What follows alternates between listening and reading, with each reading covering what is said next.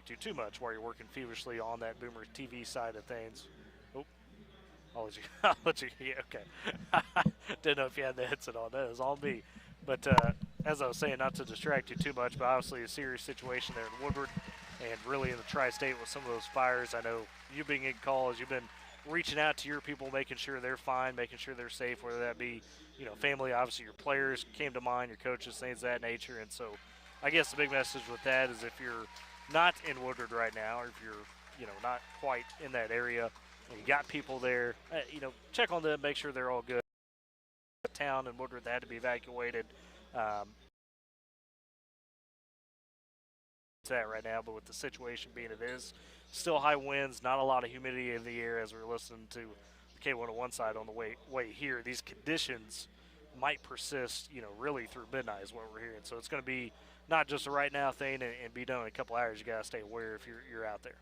Yeah, that's pretty much the message that I've sent out to everybody that I've been in communication with, is just kind of staying vigilant, staying aware, and told the boys yesterday to look around their house and make sure that they have any dry leaves or anything like that. Go ahead and take care of it now, so that way today, as things kick off, they're not in a situation where they potentially could have a spark or something, an ember fall near their house and light up on those dead leaves. So hopefully they took took that message to heart, and that way it just kind of gives a little sense of peace that they did what they could for the situation. But especially, definitely want to make a high message.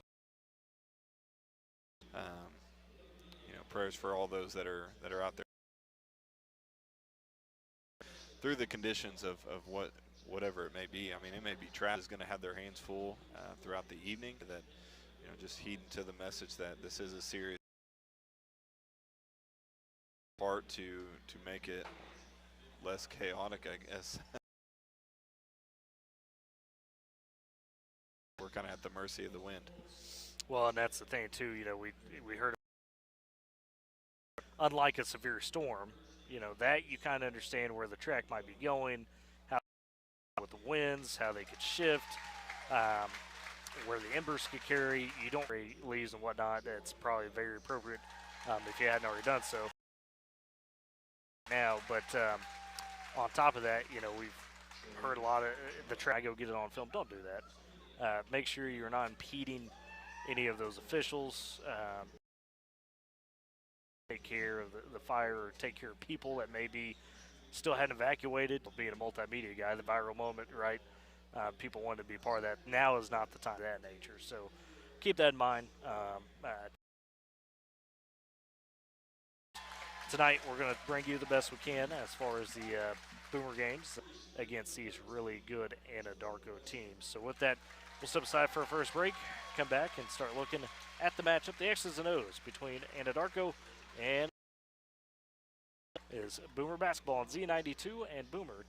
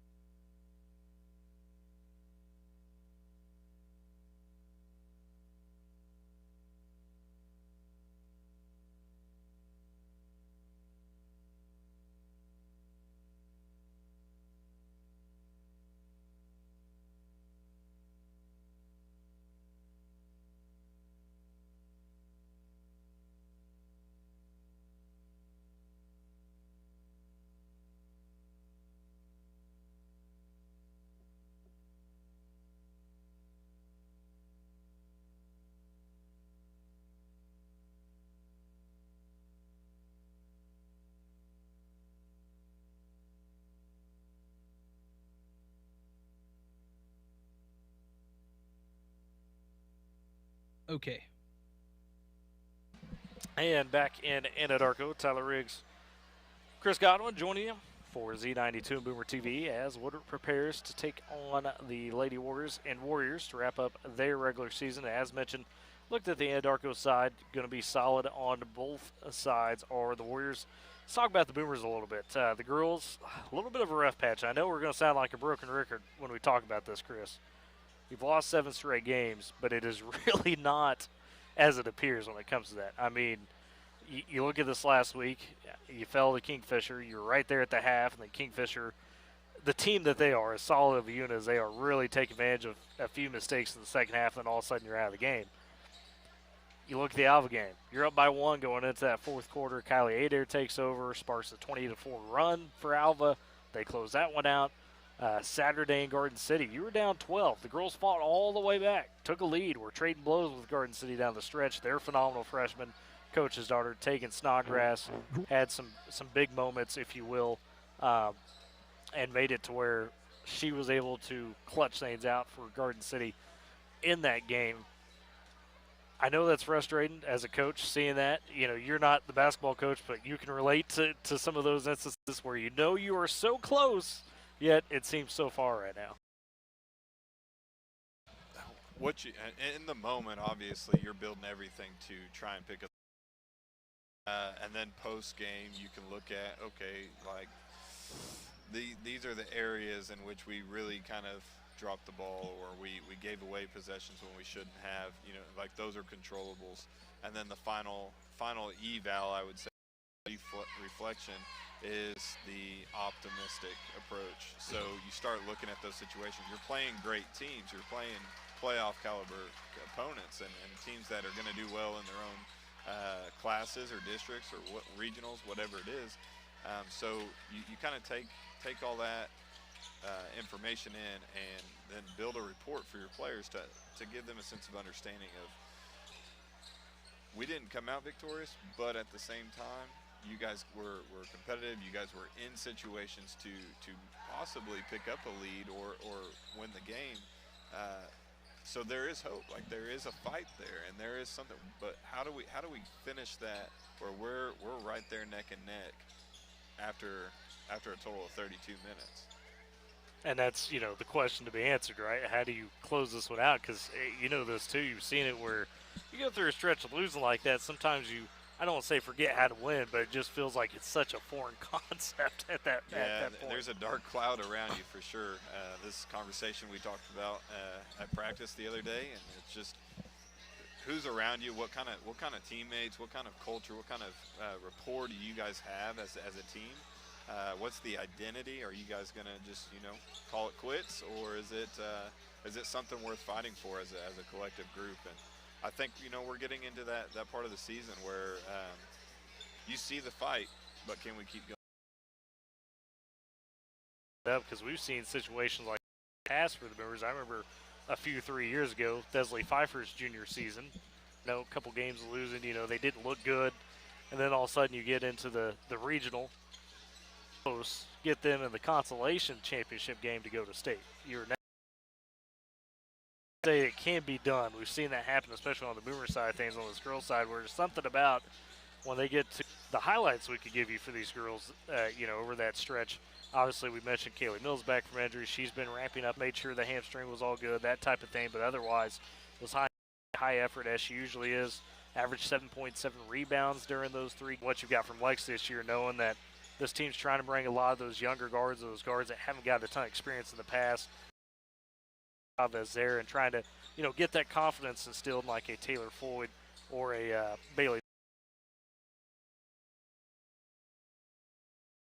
This week, 18 points per game, had 24 in that loss to Garden City of the Boomer 39. We thought she was going to break 1,000.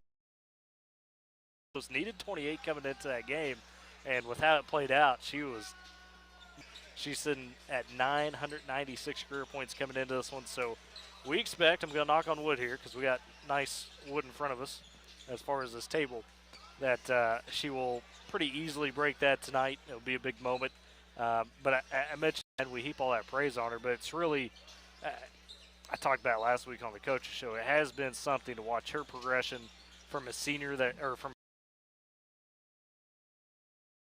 games, I should say varsity-wise, to her stepping up immediately as a sophomore, becoming a double-digit scorer. When kind of her resume of her freshman year, I think we had the discussion. She probably only see the freshman year. I think we had the discussion. She probably only see the production since then.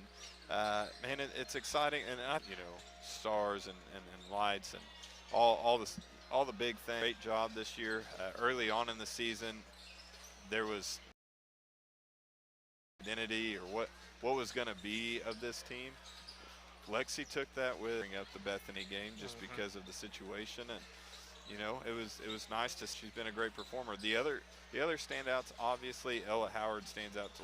It's probably been about 3 weeks since. There, right. In terms of how many times is she touching the ball? 3 weeks, and so her point total's gone up. Starting to blossom, and with an injury that Kaylee's had, that's players to build a confidence, and continue on. And her story, boys have won 5 straight, 3-0 last week. 57 took down Alva 77-55, and what was kind of ultimately one of the weirder 22-point win. Credit made a hard charge at the end, but they're 17-6 all of a sudden, and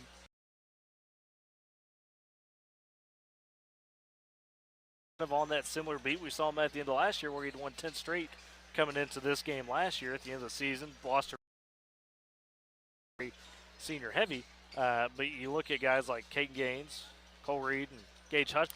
You wound up with, led all in scoring, has had 49 points scored on the week, all 3 games over. Caden against Kingfisher had 23 to lead the way there, and then he had Cole Reed. Caden, by the way, 64 total points. Set the Reed family record, as we learned as well. Carter's 26. Yes, that was a big deal. Had Mama Reed come over and confirm with the rights. Absolutely. But he scored 63 points total on the week. So those guys that you expect providing down the stretch for the team inserted into that starting lineup. Again, an opportunity. Jay Graff was out. A little Roach now off the bench, and their roles have also produced some great fruits as well. So it's a team that feels more solid. Yeah, and as a group of athletes said, they're making impact plays in all their respective sports. So to have them collectively on the floor together, coming up with the steals, we're coming up and we're dishing the pass, we're touching net, and and I don't know.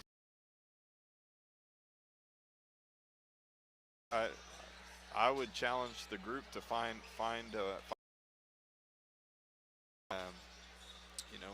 start practice being 2 to 20, come back, see what happens.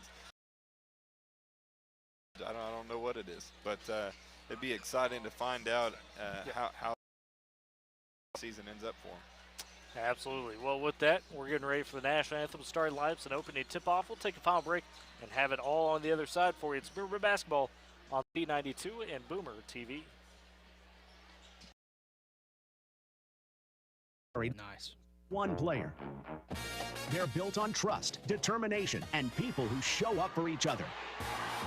Bank of Western Oklahoma does the same with your finances. We make decisions right here at home with lenders who know how to hustle for your goals. Bank of Western Oklahoma works like a true team. We're motivated, loyal, and ready to help you win your next financial game. Bank of Western Oklahoma, member FDIC, an equal housing lender. Every family has a story filled with chapters of love, laughter, and dreams for the future. But what if one day you're not there to help write the next chapter? Life is unpredictable, but your love for your family shouldn't be. With State Farm Life Insurance, Gwayne Matthews and Woodward can help ensure your story continues, even when you're not there to turn the page. Protect the chapters yet to come. Talk to Gwayne Matthews, because your story deserves to be told. You know, nowadays it seems like nothing is built to last. Like phones, appliances, cars, computers. But the new Michelin Defender 2-tire is designed to outlast. With a quiet and comfortable ride, you'll have the confidence you need on the roads, whether they're wet or dry. So goodbye to short-lived and hello to something that lasts. Visit your Michelin dealer, High Plains Tire, at 2220 Main in Woodward. Hungry? Head to Longshot's Barn Grill in downtown Woodward. Bring the whole crew for juicy ribeye steaks, giant burgers, wings from mild to flaming hot, fresh salads, and more. There's something for everyone, including the kids. Planning a party or team celebration? Check out the upstairs golf and gun bays or ask about our group catering options. Longshot's Barn Grill, downtown Woodward's favorite hangout and the official home of the Boomer Coaches Show every Wednesday from 6 to 7. Come hungry, leave happy, and make it a night to remember.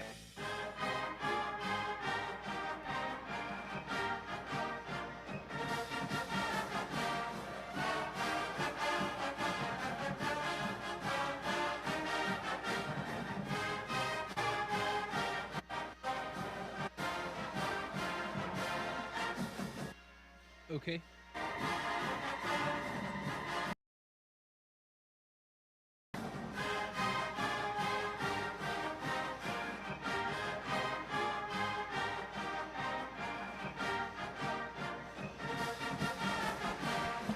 There was our national anthem.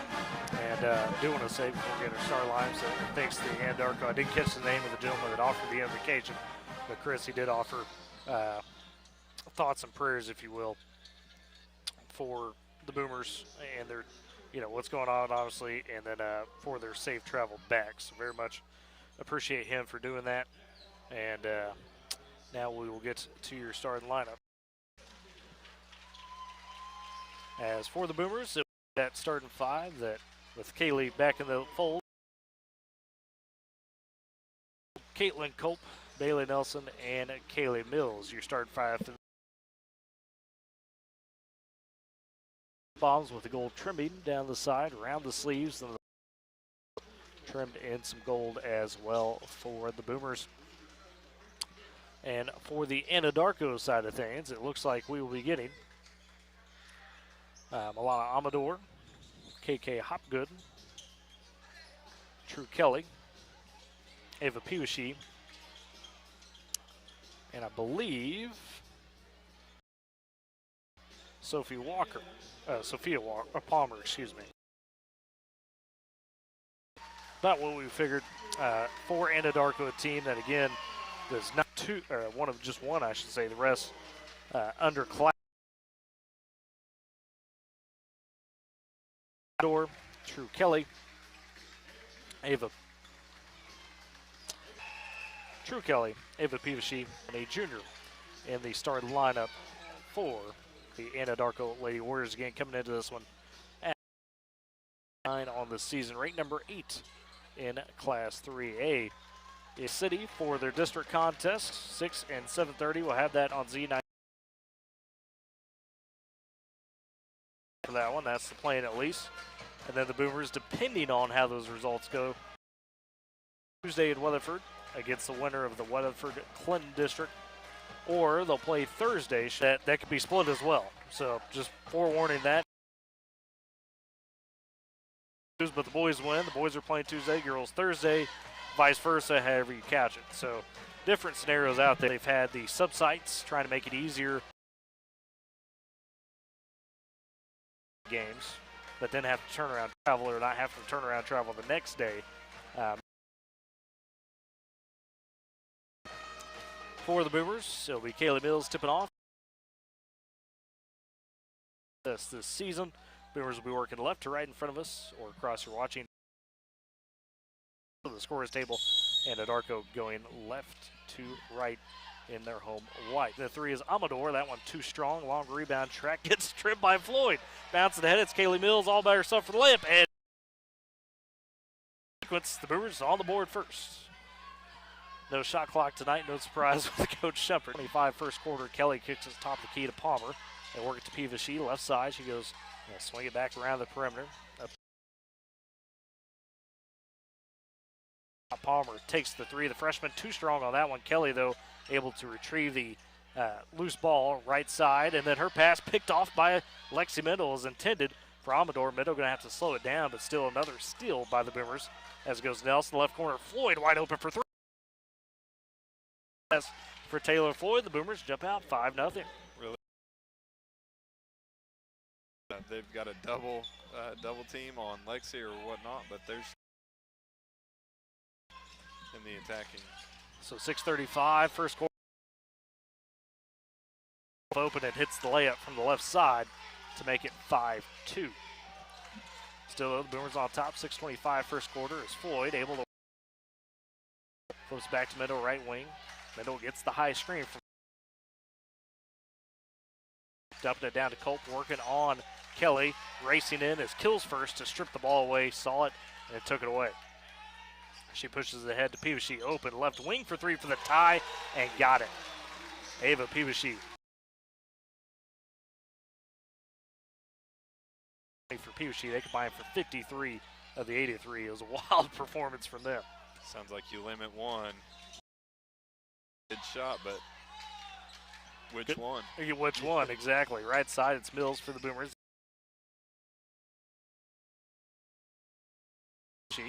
Floyd crossing her over, but stepping up as kills first again, trying to force arrow, though keeps it with Woodward. Got to watch that from Anadarko. They, of course, by Coach Chris Gates, who's leading the sideline in front of the Anadarko bench. The pass stolen away by Peavy. Attacks right hand off the glass and in. 4 and Anadarko goes on a 7-0 run after the Boomers' 5-0 run. 5:20 first quarter as it's Nelson side. Kelly switches on to her as Nelson sends back up to middle, right wing to trying to work the low post, and Kelly races in and bumps Colt pretty hard. That'll be the first foul in the game, and it's charged to True Kelly. And substitutions for Anadarko, as we'll see kills first, as well as Amador out. Coming in is KK Hopgood as well, as I believe that may have been Jordan Picotti. No, excuse me, that'd be Dason Ruling. Right side, it goes to Mendel. She wants to attack one-on-one with Hopgood, gets to the paint, has some traffic come up to her with Palmer, gets knocked away, but the rebound gets tipped to Nelson. She'll take the mid-range from the elbow, that's well short. Mendel with the board, trying to push it back up, and that got poked away by Hopgood and eventually stolen. She calmly gives it back to Peavy as Anadarko retakes it. They lead 7-5, 4:40 first quarter. Kelly kicks stop good. They'll swing it around the left side. Rulin with the 3, that rims out. Kelly with the offensive board underneath and draws the foul on the putback as Caitlin Culp raced over and hacked at her. Shot off, but True Kelly to the free throw line. Yeah, First foul in the game for the Boomers. It's been pretty physical underneath the basket. I was a little interested to know why there wasn't a call down here on Lexi. With 2 attempts, but you know, this late in the game, of course, the physicality gets ramped up. Energy's a little bit higher, so refs are a little bit more attentive to serious situations more than just the ticky-tack stuff. So well said, as Kelly made both free throws, and then she gets a steal on the inbound, gets the layup, and it's 11-0 run by Anadarko as they lead 11-5. 4:28 left in the first quarter. True Kelly already with 8 points for the Lady Warriors. Great Plains Bank, heritage, trust, respect. Those are the things that make Great Plains Bank great. With deep roots across Oklahoma and Texas, they're in touch with communities in which we live and work. Also, M&D Enterprises and Lawnmower Shop for your best lawn, porch, or patio. M&D Enterprises and Lawnmower Shop are your people. They carry everything you need to make your greenscape the yellow piece of heaven you've always dreamed of. Locations in Woodward, Weatherford, Woodward, Camden, Weatherford, I should say. M&D and Great Plains Bank powering Boomer Sports this season again. If you're wondering about the fire coverage, K101 right now, Sean Kelly, CJ Montgomery, Michael Barnes. They've got that rolling along. And then here on the Boomer TV stream, if you're watching there, Chris has got Kyle Wilson file pulled up. He's got the live stream there, so you could.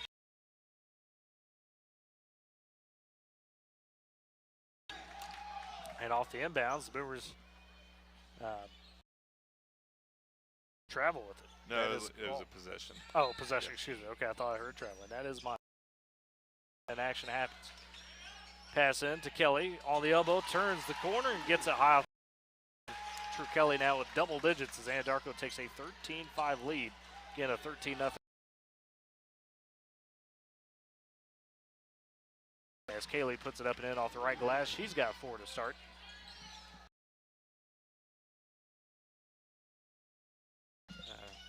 Draw that defender away from the basket and pressuring. A long 3 taken by Kills first. That's off the mark.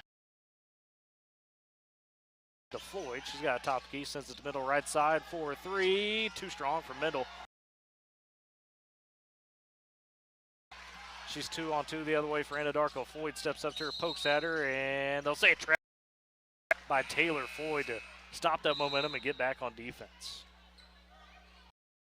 13-7, 3:37 left first quarter. Still on the Lexington Middle 1,000-point watch. She is 4 away, so we're eagerly awaiting a couple baskets. Boomers trail 13-7. It's Nelson top key trying to send it down to Mills. Gets batted. It rolls to Floyd on the left wing. She gets a high screen from Kaylee. Nelson tees up a 3, partially blocked though by Peaveshy. Herself in a bad spot, couldn't really steps out of bounds, they say. She did, and this is going to be a good opportunity for Floyd. I was looking, I was like, I don't even see her on the floor anymore. This is going to be a good opportunity to get the possession. To Mendel for 3, and it goes down from the left wing. Lexi Mendel with the Boomers up with the first 5 points. The Boomers answer with another 5-point run. States and Land Auction Experts. Smith & Co. is your number 0254-3975. Email Ira at Smith Co. Real Estate. Doors and Mirrors, Northwest Glass. They've got you covered. They do it all with expert. 643-24 Northwest Glass. Smith & Co. powering Boomer Sports this season. With a quick run back to cut it to Anadarko woke up. See if the Boomers can find another stop, as is. And lays it home. Got to guard her on that perimeter. She will cut. Boomers allow that one. Kelly now up to 12 of the 15 for Anadarko as they lead 15-10. Nelson attacks. Kick 5. And they'll say a foul on Kills first.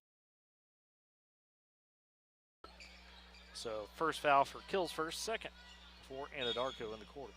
Mendel the inbounder, gives it to Mills, top the key to Colt. Side. Up to Nelson, thought about it, now finds Floyd beside her, left wing. Mendel trying to cut to the basket, not. Dribble handoff to Nelson. Up top to Mills, cut for Lexi, the bucket. Crosses over 1,000, and there's the sweet graphic on Boomer. Lexi on 1,000. Big moment for her here in this first quarter with just 2. By Peaveshy, and she hits it from the right side. She's got 6 now. And Anadarko back to 6. Boomers the other way, top the key, Floyd. Turns around, the push shot, rims in, and Nelson got pushed down. No call there, but she stuck through it. So the contact on these shots is really surprising. They're letting it play. Yeah. Sees the double team, goes cross court right side. Amador thinks about the 3 instead of the text baseline, cut off to Peaveshy. Catch and shoot again. That one though off the back iron. Rebound. Kelly fight with Colt. Kelly takes it. Mills and gets the shot to go down. The junior Kelly now with 14 in this first quarter, matching the Boomer output. Colt's got a collision right there. Then there was a hand in the face right at the end by, I believe it was probably Kaylee as well, but just an unfortunate situation by Colt. Mills then getting frustrated. She thought she was fouled. It was tipped, they say, by Boomers trail 20-14, minute 6 first quarter. Nelson gives it to Colt, right wing. Team has to get out of there, finds Nelson right side, dumping it to Mills. Nice turn. Mills open for the shot off the glass. 16. The Boomers are going to need to stay in these type of possessions. They're bending at the moment, but we can't a 3-series possession where we get nothing and get away from us. Lexi Mendel almost got a steal a moment ago. Worked it around the perimeter. Ella Howard seeing her first time today. She'll check in for Bailey Nelson, who steps out with a couple of points. As Peabody taking it on the inbounds. 39 seconds first quarter. Kelly, free throw line back to Peabody. They'll swing in the corner. Open as Hopgood. Thought about it. Instead, tried to bounce it to Kelly. It's turned over as Floyd steps in front. Floyd down the right side. Sees the double coming. Gets it to Lexi on the right wing. And then she's bumped and fouled. As coming to her was Sophia Palmer, freshman. And that is who picks up that foul for Anadarko. First third of the quarter for the Lady Warriors. Floyd sends it left wing to Howard. Dumping it down to Mills on the left block. Turns around, puts it up in front of the net. That one a little short. Trying to get it out to Howard, but stolen away by KK Hopgood. 10 seconds left on the clock. Right corner to Hopgood with 5. Back to 2. Doesn't put up the shot. Palmer at the buzzer does put it up, but that's off the left side. Good. And so we end the first quarter with Woodward right there with Anadarko.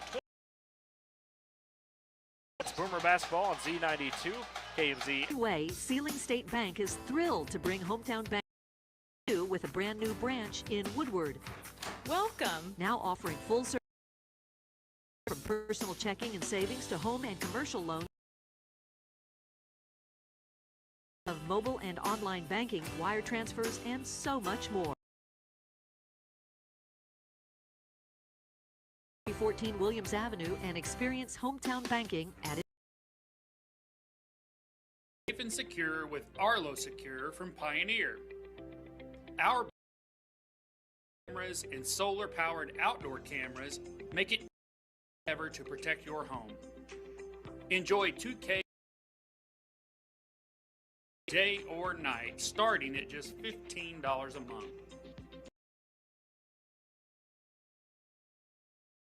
With Arlo Secure. Chris Goddard with you. Woodward trails 20-16. 6 from Kaylee Mills, 5 from Lexi Middle as she has crossed over 1,000. Howard on the left wing dishes it to Mills in the corner. Mills trying to direct some traffic. Rounds, it goes to Floyd up top. Back over to Mills. Neither Mills nor Howard into the Anadarko bench. You mentioned the word overthinking, Chris. Boomers don't overthink things here. If they keep it simple, a lot of times they succeed. Anadarko, the other. Kelly gets past deep underneath on the baseline. Wasn't quite set for it. Her shot wild. Boomers come away with the board. 2-on-2 the other way. Howard and Mendel has to slow it down, though, does Howard as Peabody steps up to her. And then, they'll say Peabody for the foul. So we talked about the officials not necessarily calling some of the ticky stack stuff, but to be honest, the Boomers have got the benefit of that in this first half.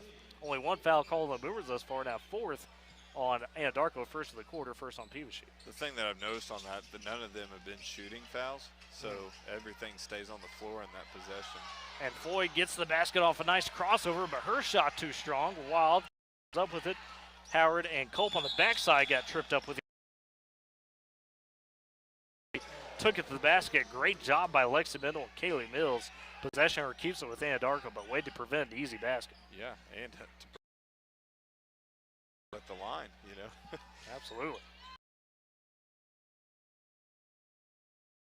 Oh, Kelly gets a bit of a call there. Kind of bumped into Caitlin Culp, threw the shot wild. Shot hit the shot clock, but was off, and that is going to be on Culp. Her second, got the other 6. We said those are the 2 you got to circle, and so far that's proven to be the case. As Kelly makes the first free throw. She's got. Yeah, Kelly seems to be somewhat of a nightmare on the court. Definitely made a difference and an impact in this game. As rebound on the miss, taken by Mills. So Kelly splits the timeline and a pass over to Howard. Off Howard's hands, they say, as denying was Abby Killsfirst, forcing that turnover. Again, if you're watching on Boomer TV, wondering what the heck. News 9 Facebook live feed up for you to kind of keep an eye on those fires. Obviously, 101 doing live coverage right now, have been since the early afternoon as well. As Anadarko thought about top of the key, went to the attack, cut off.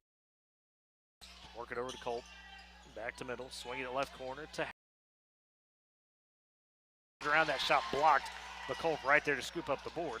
Gives it to Howard, goes cross court right side. Floyd and a nice step through on Kelly, but just too strong. Second chance, shot no good as well. Mills went to the foul, not getting it. Kelly comes away with the rebound. What a move from Taylor Floyd. Unfortunately, just couldn't finish the shot. Leaked a little strong. Anadarko the other way with 6:05 left in the half. Boomers trailing 21-16. As Kills first works back up to Pewashi, over to Hopgood. Thinks about the three, does take it. A rainbow bounced off the glass and rims out, almost went in. Mills though with the rebound, and right there to Fowler was Sophia Palmer. The freshman picks one up, hacking at Mills, who had boxed her out. Mills is just sitting there swinging her arms left and right, you know, just trying to avoid any kind of contact, but, you know, she earned the foul right there. And check it out as Taylor Floyd, checking back in as Bailey Nelson for the Boomers. 21-16, 5:50 left first half. Woodward trailing as Nelson right side to Mendel on the wing. Trying to dump it down to Colt. Does. Working on Kelly. Gets cut off. Back to Mendel, who attacks the basket to the paint. Gets the runner open and banks it off the glass. Lexi Mendel now with 7 as Boomers trail by 3. 21-18, 5:30 left in this first half. Mendel and Mills combined for she up top. Boomers working the zone, the 2-3 zone, and sure enough, Howard gets to the floor, steals it away, and Coach Jones smartly says, yeah, I'm getting the timeout before we get a jump ball right there. Yeah. So great job by Ella Howard reading kind of the chicken feed, if you will, on that one. 118. Great Plains Bank, heritage, trust, respect. Those are the things that make Great Plains Bank great. Deep roots across Oklahoma and Texas. They're in touch with the communities in which we live and work. Also, M&D Enterprises and Lawnmower Shop. Their best lawn, porch, or patio. M&D Enterprises and Lawnmower Shop are Greenscape, that little piece of heaven you've always dreamed of. Boomer Sports this season. People at recess and Foursquare, weren't you? I guarantee it. Just slamming it right there on the toes. Just slamming it on the toes. Hey, Foursquare was that was the sport, man. Yeah, it was one of my stronger games. The timeout. Woodward on the possession. Nelson trying to go baseline, and that one too much out of bounds. It looked like Mills didn't know if that was coming to her or if it was coming to Colt. Maybe. So back to Anadarko out of the timeout. 21-18, the Boomers trail. 5 minutes even left in the half. Pewashi left wing to Kills first for the Lady Warriors.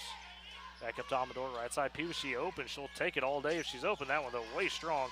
Rebound poked out. And she stuttered step as she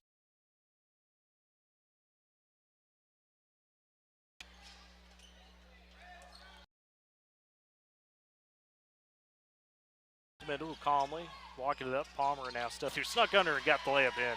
Good recognition. Their first basket. The Boomers within 1, 21-20. The run here lately to be able to kind of be in this position. It was an 8 run for the Boomers. As Anadarko working it back over to Kills first, right in the right corner. Swing it over to Amador. Mills steps out on her. Boomers play racing down the sideline with her. Now Mills checks up half. Boomers trailing 21-20.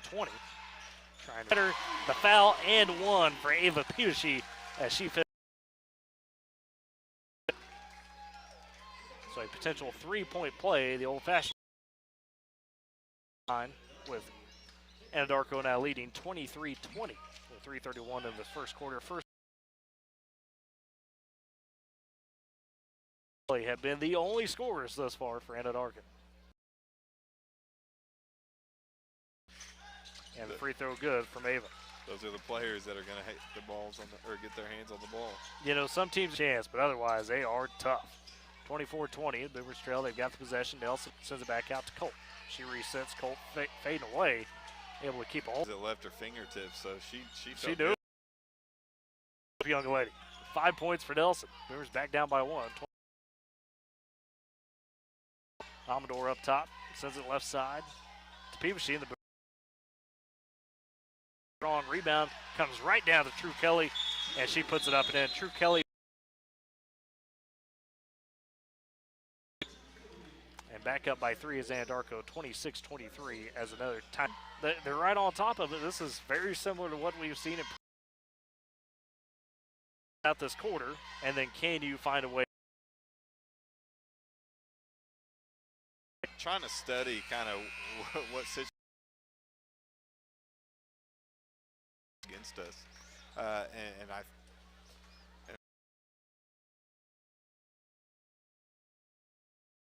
Anadarko is doing a good job about if those two don't have a look into pockets of space that, you know, gives them a little bit bigger window.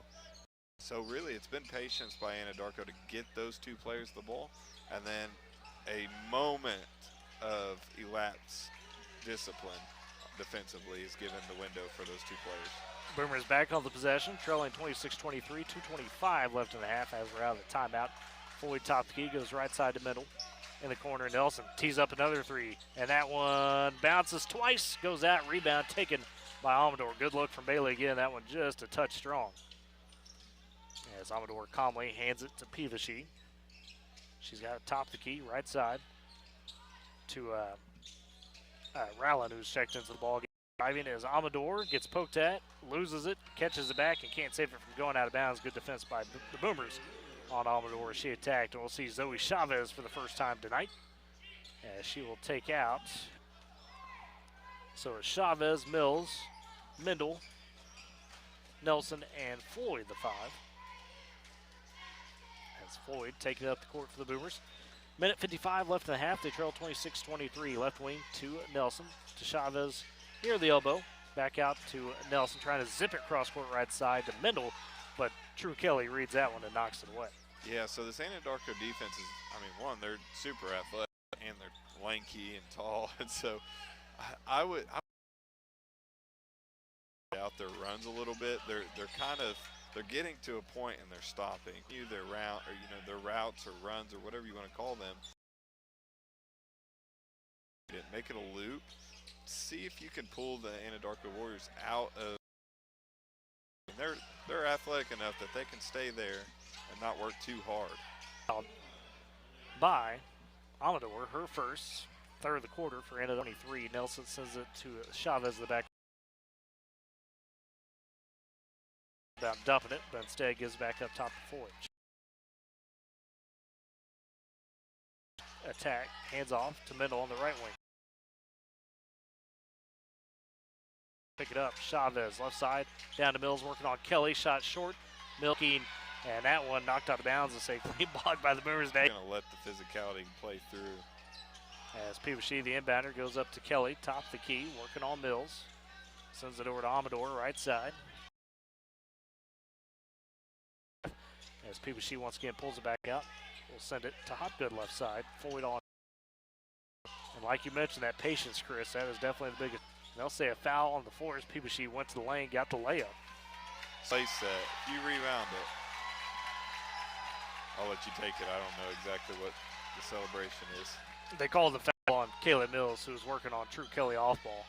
The Anadarko crowd enjoyed that call. First on, as Pivashy attacks, this time does draw. Seconds left in the half. Pivashy to the line.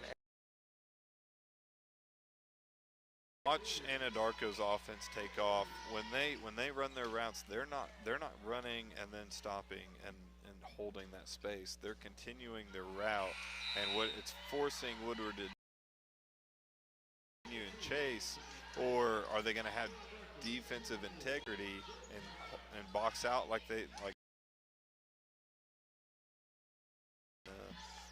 in the lane to prevent Kelly from driving in? And if they do that, they've been doing well, but when these players are without the ball, they're making their loops.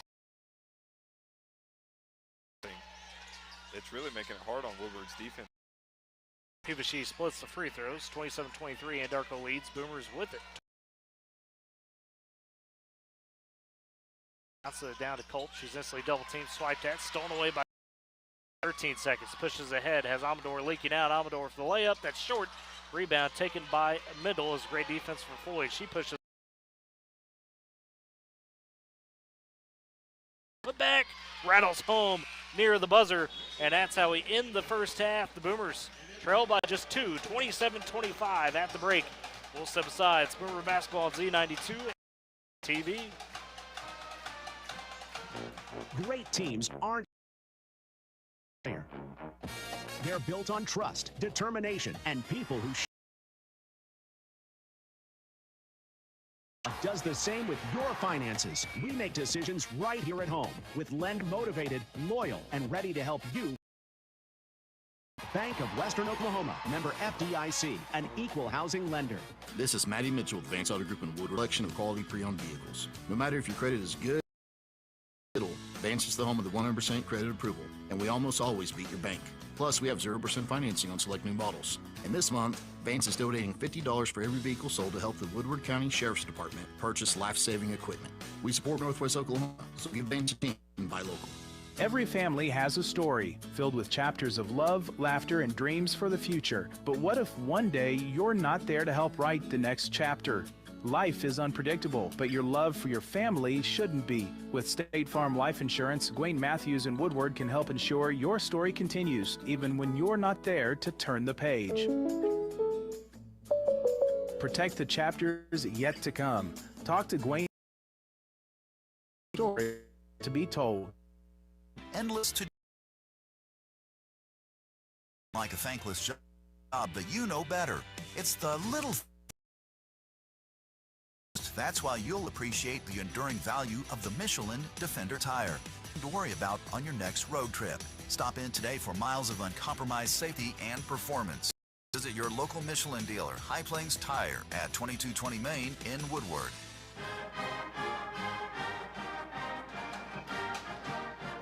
And in this girls contest, holding on to a slim 2-point lead, 27-25 at the break over. Simple as a breakdown as you could get. True Kelly with 17 points, Ava Peebushy with 10. They have combined for all 20. First contest against Woodward, they combined for 53. Kelly had 33. Peebushy had 20 in that game in the win at the beginning of the season. As for the Boomers, a bit more spread out. You got Lexi Middle with 9 points, Kaylee Mills with 6, and Bailey Nelson with 5 to help lead the way for the Boomers. Got Kaylin Culp with the basket as well. But Chris, I mean, for a Boomer team that we saw them lead 5-0 early, Anadarko responded with a big 13-0 run, but after that, Woodward stabilized themselves. You talked about, you're at the point in the season, okay, it's basically do or die right now. This regular season contest does not matter in the long term. So you're trying to gain as much momentum heading into that district in Oak City. You've lost to, by the way, the last 5 times you played them this season and last season combined. That fight or flight, seems the Boomers are choosing to fight still. There's definitely something there for them too, and I think that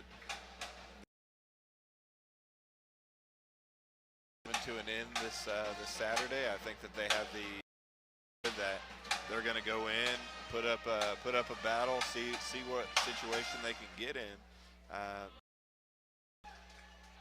It really has to be one of those nights where shots desperate to hit, they fall for us, right? It can't be one of those we're going to legs. I don't know if it's age, I don't know what it is, but we've had a really hard time at when that huge separation of runs goes. We really struggle at closing that door of offensive end and just finding a way to get points. So staying in a game like this, 27-25 at half, quarter is going to decide. Like we're either going to pull ahead and find a way to battle the rest of it. I mean, it gets away from us. And about, this team, fortunately for whatever reason, when they've seen those big runs happen, right? They have them down 8.5, come back, take the lead by 12 early in that third quarter. Point, I guess, is what I'm saying. Or, the girls kind of realizing, like, okay, possible. I mean, this is a team that we saw go on the road. The thing we begin to all season is that we know the makeup of this team has enough to beat good teams. Get that out over the course of a game has seemed to be the challenge for these girls. So, hopefully, as you're talking about, you could find something third quarter. And I think you're spot on. That third quarter going to tell us a lot about what the Boomers have tonight. So, it'll be interesting to see how it breaks out. I say you got to find a way to stop Peebushy and Kelly. You're not going to stop them because you pointed out very expertly that you know, Anadarko knows where the bread's buttered. They're going to keep working that offense until they find one of those two with the best look, and it's going to be rare if you see somebody else really try to take some action. So the Boomers know that now. They've seen that play out in the first half, and it'll be curious to see how they respond to it. Of course, middle, crossed 1,000 points. Took a little time to get there late in that first quarter, but she got there to reach up on Boomer TV. Congrats again to Lexi. Came into tonight with 9 points to get there. Hit a 3 late first quarter and follow that up. Nice cut to get herself an easy layup to get across that threshold. So congrats to Lexi, and been a very special player to watch. We appreciate all that she has done with Boomer basketball. So both teams coming out of the locker room, getting ready for the second half. We'll step aside for a break, come back with some keys to that second half. It's Boomer basketball on Z92 and Boomer TV. Supporting communities in every way, Sealing State Bank is thrilled to bring hometown banking closer to you with a brand new branch in Woodward. Welcome. Now offering full-service banking close to home, from personal checking and savings to home and commercial loans, Sealing State Bank has you covered. Enjoy the convenience of online banking, wire transfers, and so much more. Sealing State Bank, you're at its best. Keep your home safe and secure with Arlo Secure from Pioneer. Our battery-operated doorbell cameras and solar-powered outdoor cameras make it easier than ever to protect your home. Enjoy 2K video resolution and instant alerts day or night, starting at just $15 a month. Visit GoPioneer.com today and enjoy peace of mind with Arlo Secure. Hungry? Head to Longshots Bar and Grill in downtown Woodward. Bring the whole crew. Steaks, giant burgers, wings from mild to flaming hot, fresh salads, and more. There's something for everyone. A party or team celebration, check out the upstairs golf and gun. Longshots Bar and Grill, downtown Woodward's favorite home of the Boomer Coaches Show every Wednesday from 6 to 7. To remember, Woodward, your tri-state leader in steel, wants to remind you that in addition to taking care of your steel needs, Woodward still carries other important materials such as stainless, aluminum, 4-inch to 12-inch PVC pipes and fittings, and so much more. If you're in the shop or out in the field and in need of fabrication materials, don't hesitate to pick up the phone and call 580-324-8005 to talk with the staff, or visit the shop Monday through Friday, 8 a.m. to 5 p.m. at 210 48th Street in Woodward. Woodward Steel, your trusted tri-state leader in steel.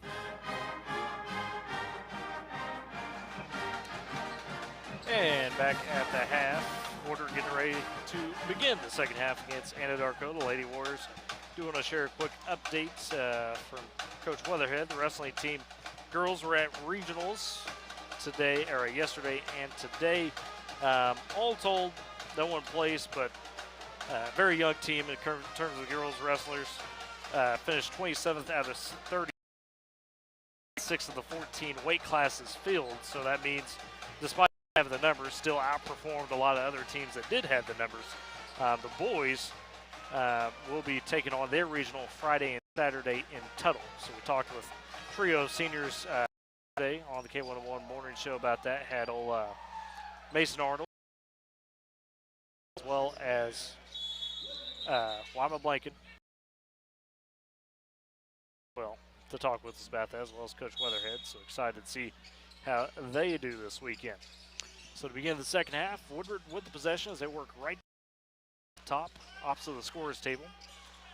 Anadarko going left to right in this half. It's Floyd, left wing to Mills. She wants to pass it on, but has nobody. Finally bounces over to Floyd right side. No shot clock tonight, as Floyd trying to dump it down. True Kelly and Sophia Palmer for Anadarko.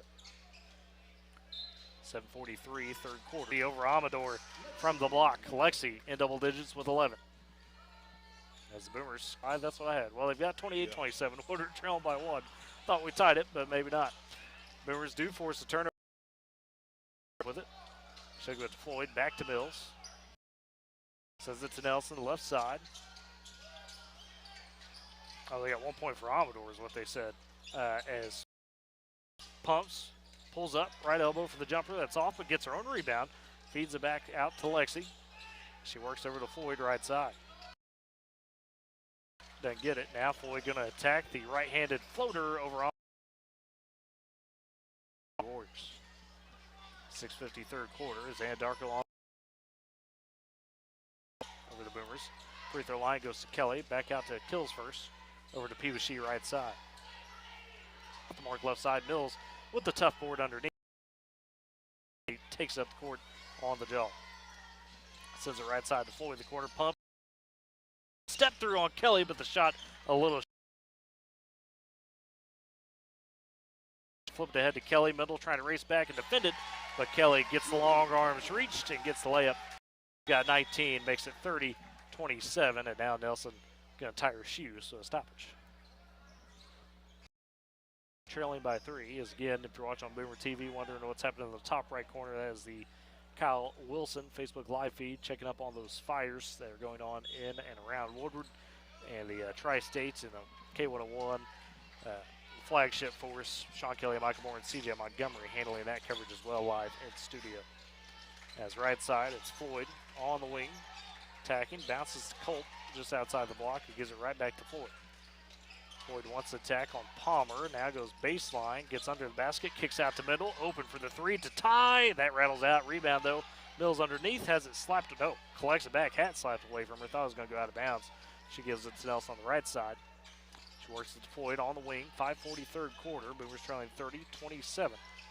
Screen set by Nelson. No avail there though, and then a foul underneath on Anadarko, and I think they get True Kelly. They do. Her second, first of the quarter for either team. So interesting there.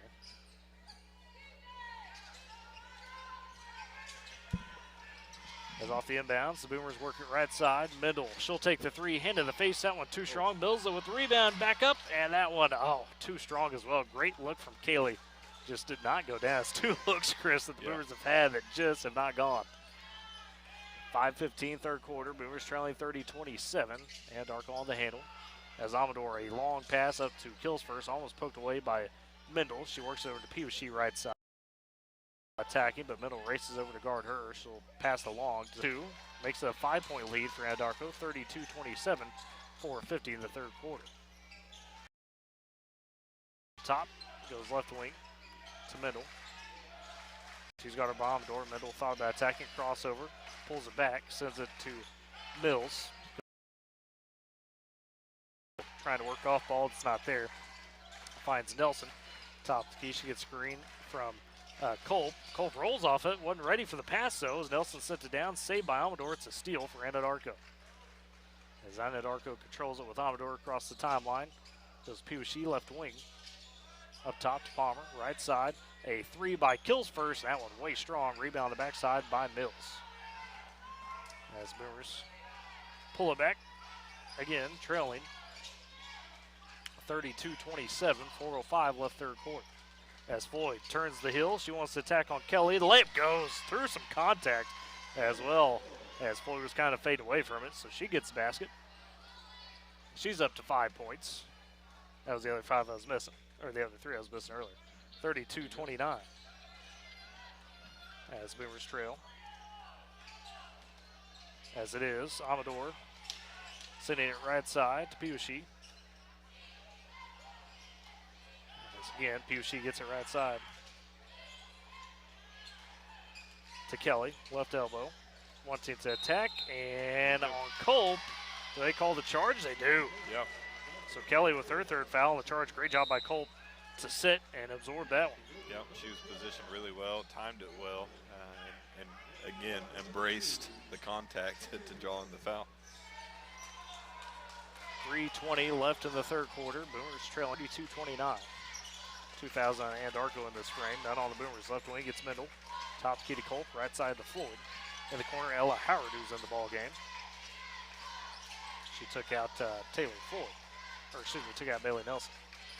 Mendel gets it back. Top the key. Gets a high screen from Culp. Wants to attack. Pulls up mid-range just outside the block. That shot too strong. Floyd trying to take the board away from Kelly on the backside. Sluice. Girls on the floor. Rebound. Oh, jump ball. Possession arrow to Anadarko.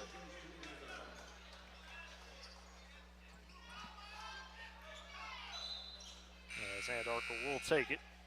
Well, if you're going to give up possession right there, that's the area to do it. They got to still go the length of the court. And that is the case, as checking in is Rowland for Anadarko. And she will take out Abby Kilshurst. So Walker, the inbounder for Peabody. Boomers set up in their press. Goes back to Walker, the freshman. She's double teamed, sends it over to Peabody. Freshman for a reason. Obviously, at this point in the season, she's played a lot, but yeah. I mean, there's pressure on anybody can make that happen. So that's true. 32-29. Boomers get it back, trailing by 3. Mendel, top key. She wants to drive. And do they count it? Don't count the shot. They say on the floor. They give it to KK Hopgood. For Anadarko. Floyd inbounding underneath the basket, finds Howard to Mills. Floyd, she's going to take the 3, hand in the face, that is short. Long rebound though, falls right to middle. She'll get up to the paint and put it off the glass and in. On the day, as she's crossed over that first quarter, Boomers trailing by 1, 32-31, 2:20 left third quarter. Right there, just trying to find a way over the top. That's the goal right for the Boomers. Left wing, it goes to Walker. All right, to Palmer, excuse me, for Anadarko. Rowland, left 3 goes down. So Dayton Rowland with her first basket of the game puts Anadarko back up by 4, 35-31.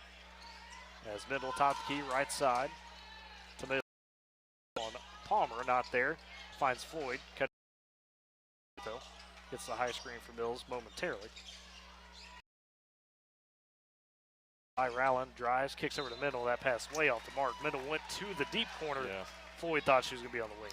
Yeah, and Floyd went around the corner there. I've been able to see Ella Howard at the top of the perimeter, and then Ella could have had that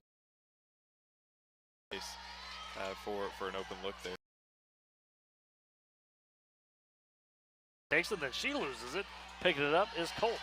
So the Boomers force the turnover. Goes to Mills, to Howard. 3-on-2 the other way. Sends it to Floyd. Steps through some contact on Peabody. Makes the layup. No and one there for Floyd, but now she keeping it within possession. Minute 5 left third quarter. And those are the possessions that we could grow in the last 3 weeks. Being able to fight through the contact, and then also just like have that to finish at the basket. As Anadarko works around the perimeter, Rowland free throw line. Peabody down to Kelly. Her shot just too strong, but gets her on board and puts it back up and in.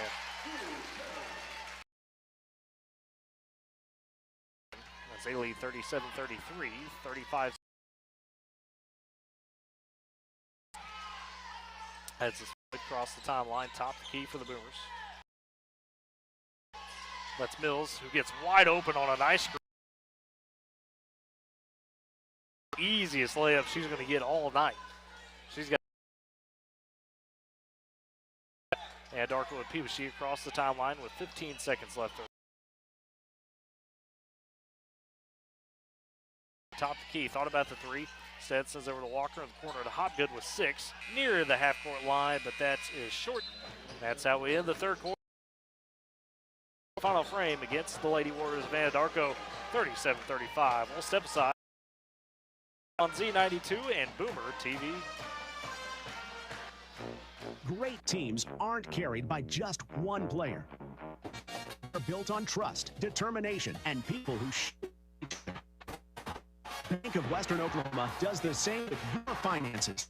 Make decisions right here at home with leaders who know how to hustle for your goals.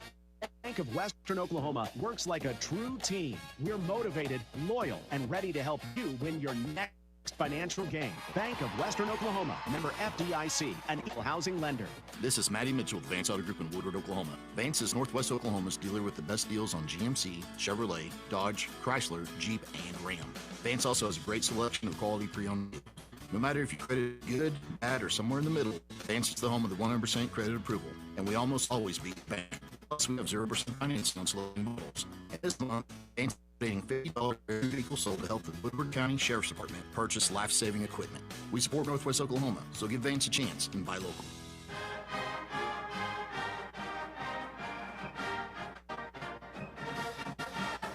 Tyler Riggs, Chris Godwin, Z92 Boomer TV, ready to begin the fourth quarter as the Boomers only trailing to Anadarko 37-35. And the Boomers start with the possession to begin the fourth. As it is Bailey Nelson inbounding. We've got Nelson, Mendel, Howard, Culp, and Floyd the 5. No Mills on the floor. As Mendel takes the handle, across the timeline. Got a high screen from Culp, gets another one as Mendel attacks to the basket. Beautiful move, easy layup off the glass. Alexi and we are tied at 37. Alexi with 15 leading the Boomers. Peavy across the timeline, right side to Hopgood. Sees Howard all over her, bounces to Kelly beside her. Kelly now double team, has to work it around. Peavy swings it around, they get to Rowland, deep left corner. Back up to Palmer. Over to Peavy, top of the key. Tied at 37, 7:20 left in the ball game. Rowland dribble handoff to Hopgood. Says the left side to Palmer. Free throw line, Kelly thought about the shot, but Howard right there in a grill, forcing the poke and the steal. No, they say the foul. Ella Howard did everything just about right in that possession. Unfortunately, gets called for the foul. Yeah, she's gonna wish she just like kind of tucked her arm in. Right, it's the extension of the arm that kind of got it. Yeah. A half second, maybe a little bit earlier, because I mean that's about the difference in what that a ball going the other direction.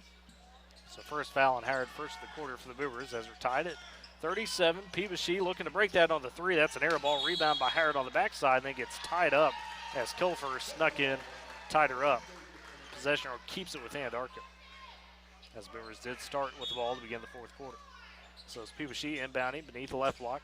Goes to kill first on the left wing on this extended offensive possession for Anadarko. Kelly takes a spin move in the paint. Wild shot. The Boomers well defended as they knock it away from her. Woodward is sending. I mean, if she's in the paint, there's three Boomers on her right now. Yep. They're doing a good job at really kind of collapsing that area for her, making her shoot from, outside the lane. As it is, Peavy inbounding for Anadarko, goes top the key to Amador. Mendel almost gets the poke and steal, but Amador collects it. 6:50 left in the ball game, tied at 37. Amador to Palmer, tipped, but Palmer gets it. Hands it back to Kills first, who works up top to Peavy. Possession a long time as Peavy drives, bounces down to Kelly too easy for True Kelly. Good attack by right there is how quickly, when that ball was loose right there inside the just reset up at the top, and it was like that's what we talked about from the beginning. Boomers trying to work it around. Nelson in the paint's tipped away, stolen by Kills first. Up to Kelly for the layup. She nails it. Anadarko back up by 4, just like that. 41-37. Kelly up to 25 points. As is Mendel, taking it across timeline for the Boomers, sends it right side to Nelson. Free throw line to Culp, cross court left corner. Floyd open for 3, takes it, nails it. Taylor Floyd with 10. Figures the Boomers cut it back to 1, just like that. Yeah, that's the possession we needed. I was just about to say, had that not gone in, these are the situations I'm really weary of with this group in terms of how are they going to respond whenever there's a series of the bucket and the other team is. Go Auction and Realty, there are Oklahoma's real auctions and real estate needs. Call them 580-25. Realestate.com. Also Northwest Glass from residential and commercial glass to Auto Avenue, or call them 580-256. Powering Boomer Sports this season. But they haven't found that stretch to get them over the top yet. And the time is the ticket. Yeah. Finds a way to get to Nelson across the timeline. Nelson now going the other way for the Lady Warriors. She wants to attack on Culp. Stutter step. Gets Commodore, falls her board though. Puts it back up, that shot off, and then a Commodore, the senior, the only one to start the lineup. As she's up to 3 points. And Anadarko up 43-40. Now a timeout taken by Anadarko and Coach Gate. So interesting sequence there for the Boomers. You get the steal, but unfortunately can't take advantage of it. And Anadarko makes you pay on the other side. They do, and you know, I think there's a lot of disappointment because there was a lot of voices saying "Wolf, Wolf, Wolf" as the Anadarko defender was trailing behind Nelson there, and just situational awareness and what was going to be a promising turn of events for us, getting numbers back into the attack, turned into a desperate call for defense in our defensive half. Again, about 5 minutes and change left, so the Boomers still have plenty of time, but it seems like every time they get within one or two, Anadarko reestablishes a bit of a bubble, if you will. So we'll see if the Boomers can eventually get themselves over the top of that. How about that move, Chris? Couldn't see that one on camera. Yeah. Only a couple beats of silence. Not too bad. Yeah. It's a little hot up top. Let's just say that. I've been sitting here contemplating taking my pullover off the inbounds. Mendel gets trapped deep on the baseline, has to just throw it up and gets batted away by Anadarko as they've got their press set up. Don't know that I'd be as graceful. You know. I don't know about graceful. I don't think anybody's ever used the words graceful with me. Brewers this time break the press as Mendel takes it. Left wing, sends it to Floyd. Free throw line to Mills, wants to turn and attack. Through some contact, her shot way strong, but gets the rebound, sends it out to Howard. And the right side, gives it to Mendel, top the key. 5 minutes even left. Mendel wanted to attack. Nice kick out. Floyd open for the three and just rims out. Would have been for the tie. Rebound gets knocked away by Kelly.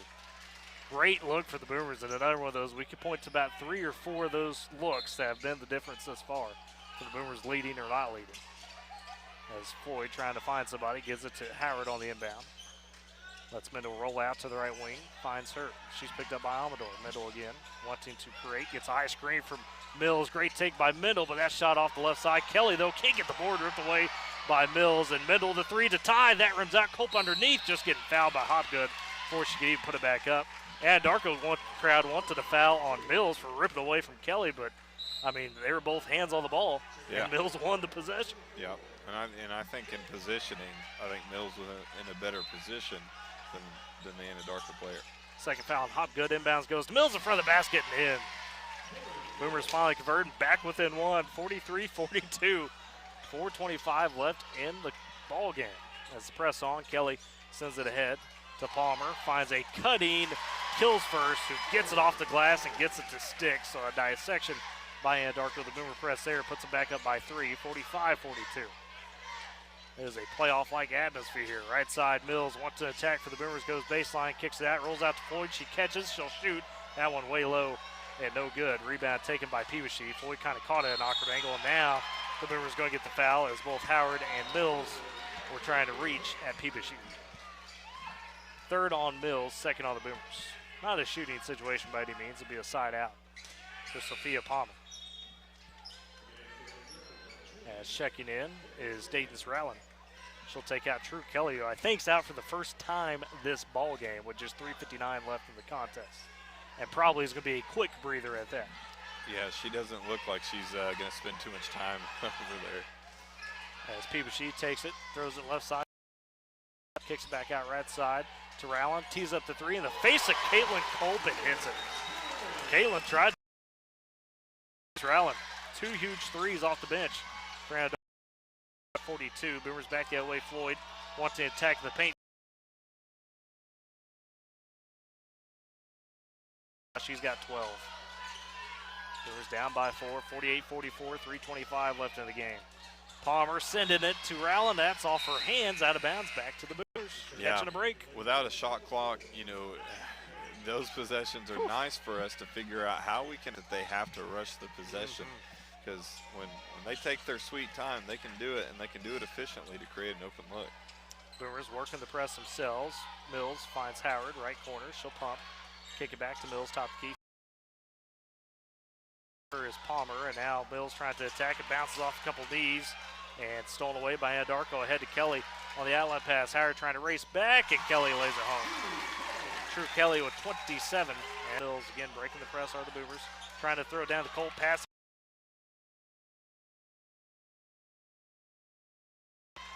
Amador, so it stays with Woodward.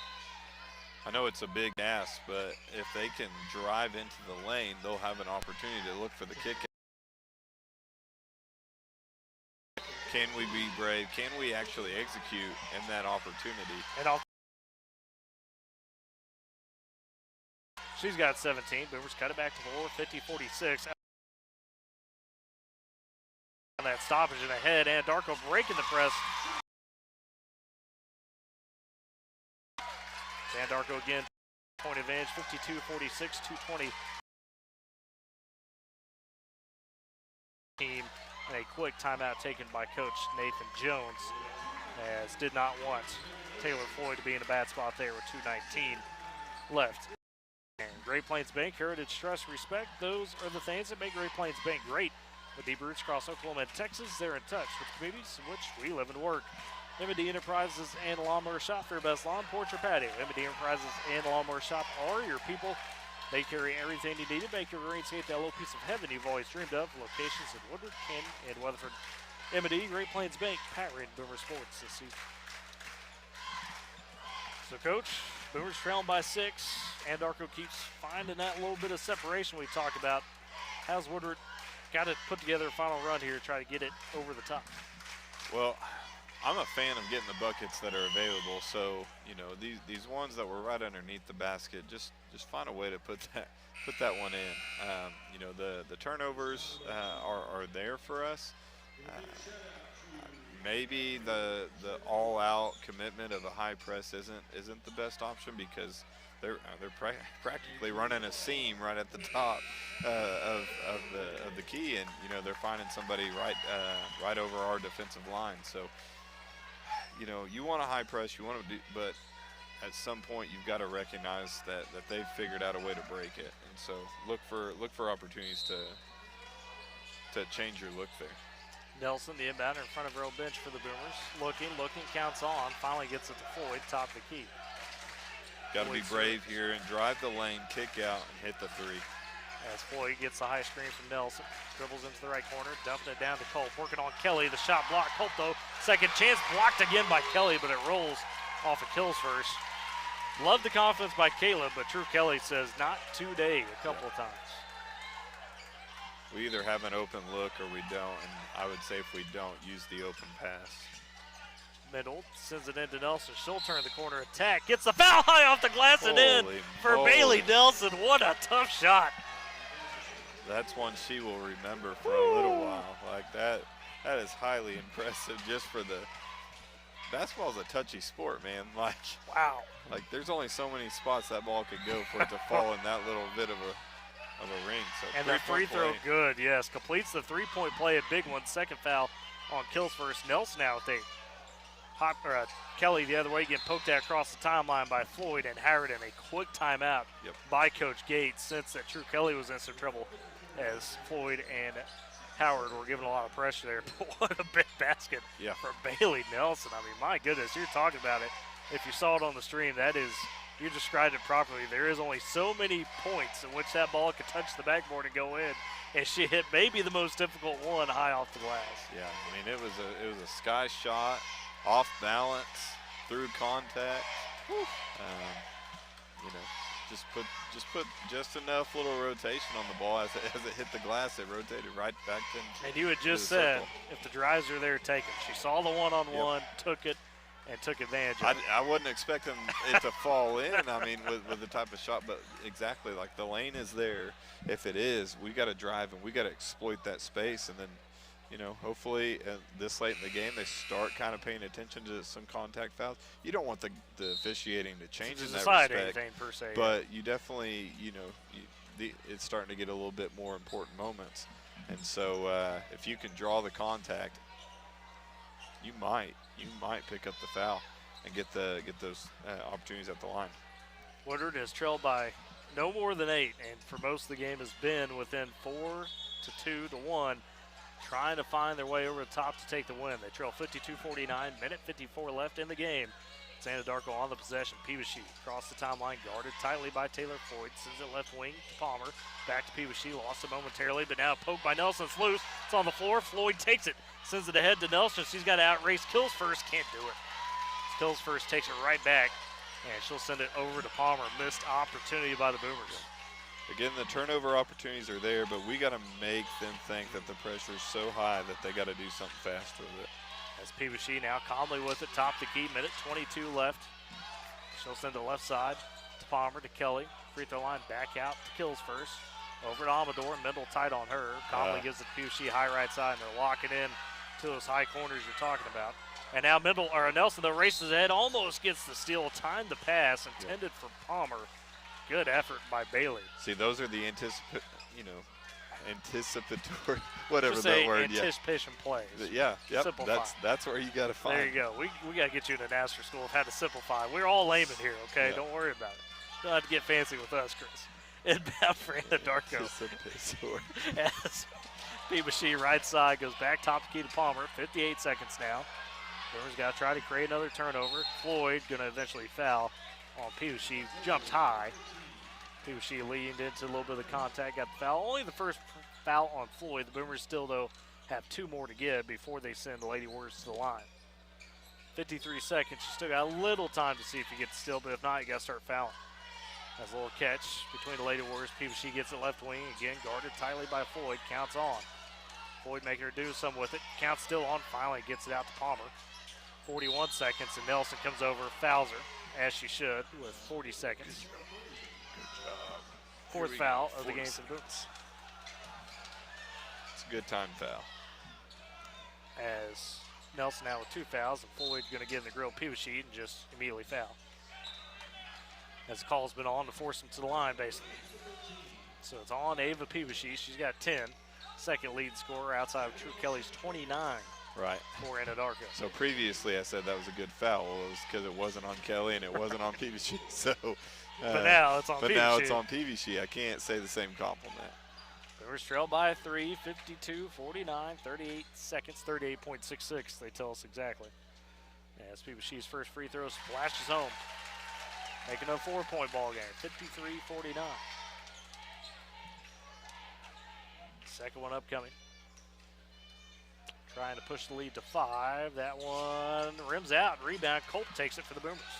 So split the pair. The Peabody tries to get it to Mendel and throws it low, and it rolls off of Mendel.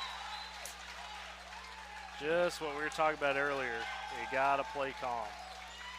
And that is a big one there with 34.6 seconds left. Peabody inbounds to Kelly. Swings it out to Palmer. The call is to Fowler, and finally it gets Peabody. They were trying to get to Palmer, couldn't get to her. So it sends Peabody back to the line with Anadarko up 53-49. Taylor Floyd sits to check in momentarily. He's got a bandage on her hand, maybe he suffered a cut of some sort. This is kind of wrapped around. Peabody's first free throw splashes home. Makes it a 5-point ball game, 54-49, and Floyd going to check out Kaylin Culp. So it's Mills, Howard, Nelson, Mendel, and Floyd the 5. Second free throw upcoming for Peabody. Gibson. Ball game again, 55-49 with 29 seconds left. Mills needing it. As credit to Anadarko, didn't need much time to get sit in their break there before the inbounds. Or before their get sit in the press before their inbounds. Yeah, I was surprised not to see a Boomer stretch the court for time. So any chance we can at getting closer to the other end is of high importance. See how Coach Jones breaks it down. You're not quite needing a three-pointer, obviously preferred if you could. You just got to take what's given to you. So if it's an easy layup, you prefer that. If you don't pull this one out, we're going to sound like a broken record. I hate it going in against really good ranked teams. And another example tonight where you were down 8. You started out 5-0. Anadarko hit you a nothing run, and from there it was on. Yeah. And you're back and forth. Couldn't ever point. And you just couldn't get over the top of it. Now, obviously, still a chance. Down by 6 with 29 seconds left. And I'm not sure if True Kelly's necessarily the best free throw shooter. So if you got to foul her, foul. Bailey Nelson, the inbounder for the Boomers, finds Floyd quickly. Floyd turn to the corner, turn it on the speed, cross the backing, throws up a shot, draws the foul. Kind of smart by Floyd. Knew she didn't really, but did enough to draw the foul. This is where I was talking about. We get into the game, right? Like contact fouls at this part of the game are more like situation. Now here's the thing, for the bandages on her shooting hand, first free throw, a couple rattles and it goes down. So Taylor up to 13 points for the Boomers. Second free throw off the back iron, rebound, trying to beat foul as Mills, and I believe that was Floyd, knocked her down together, trying to rip it back. So that'd be free throws for True Kelly. Fifth foul on Kaylee Mills. She is done. Again, just to see that Kelly's an experienced player to understand with that much and contact on the ball. She knows what the situation is. Before there was actually a foul committed, but because of the body language, it's hard for an official to make an appropriate well, you decision. force them to make a call or not, right? Yeah. Chavez into the ball game for Mills, who fouled out. And the free throw by Kelly, the first, splashes home. Back to a 6-point contest, 56-50 with just 18 seconds remaining. Couple dribbles, second free throw from Kelly, true, as she's got 31. Pass ahead to Chavez for layup. That goes down. Quick basket by the Boomers. The clock is running, though, and 5 seconds left. That's a 5-point game. Chavez didn't know any better. Just have an awkward situation for her. Made the layup, was trying to get unintentionally. That took a large chunk of seconds off the clock for the Boomers. It did, and unfortunately, I'm going to be the make a difference in this game. But way to be a down. You're probably right. First free throw from Piwashi falls. She's got a 6-point advantage, 58-52. Just 5. They're on the way. That splashes home as well. With 3, puts up a heave towards the buzzer. 9:52. Anadarko with your post-game stats. It's Boomer Basketball on Z92 and Boomer TV. Has a story filled with chapters of love, laughter, and dreams for the future. But what if one day you're not there to help write the next chapter? Life is unpredictable, but your love for your family shouldn't be. With State Farm Life Insurance, Gwayne Matthews and Woodward can help ensure your story continues, even when you're not there to turn the page. Protect the chapters yet to come. Talk to Gwayne Matthews, because your story deserves to be told. Supporting community with a brand new branch in Woodward. Welcome. Now offering full-service banking close to home, from personal checking and savings, home and commercial loans. Sealing State Bank has you covered. Enjoy the convenience of mobile and online banking, wire transfers, and so much more. Sealing State Bank, your trusted partner in Woodward. Come visit at 2314 Williams Avenue and experience hometown banking at its best. Keep your home safe and secure with Arlo Secure from Pioneer. Our battery-operated doorbell cam outdoor cameras make it easier than ever to protect your home. Enjoy 2K video resolution and instant alerts day or night, starting at just $15. Visit GoPioneer.com today and enjoy peace of mind. This is Matty Mitchell with Vance Auto Group in Woodward, Oklahoma. Vance is Northwest Oklahoma's dealer with the best deals on GMC, Jeep, and Ram. Vance also has a great selection of cars. No matter if your credit is good, bad, or somewhere in the middle, Vance is the home of the 100% credit approval, and we almost always bank. Plus, we have 0% financing on select new models. And this month, Vance is donating $50 life-saving equipment. We support Northwest Oklahoma, so give Vance a chance.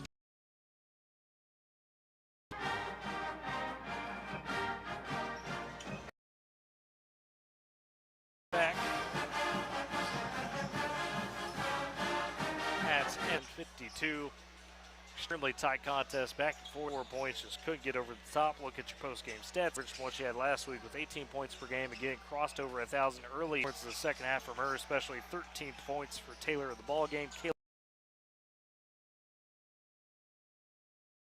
Hit a bit basket late to cut the 3 for the Boomers, but not quite as with Woodward. Followed that up with 31 tonight. 15 points. The juniors doing their damage and getting it done for Boomers fall to 8 and 16. You know, it's kind of the it kind of happened how it did, right? We wanted to figure out if we can find a against a really tough opponent, but you know, the question was, do we have fight to us? Do we has shown, or that was present tonight, that you could say we're a little bit against Kingfisher. You were there in the first half, but as soon as against the Alva side until in that fourth quarter, and didn't came back from 12. And tonight, as you talk about, something different there. Final way over the top. So look to try to pull off the upset Saturday night against Elk City, who's taken 5 straight contests against districts. Played at 6 o'clock there in Elk City. We'll step aside, come back, get you set for the boys game. It's Woodward, Anadarko,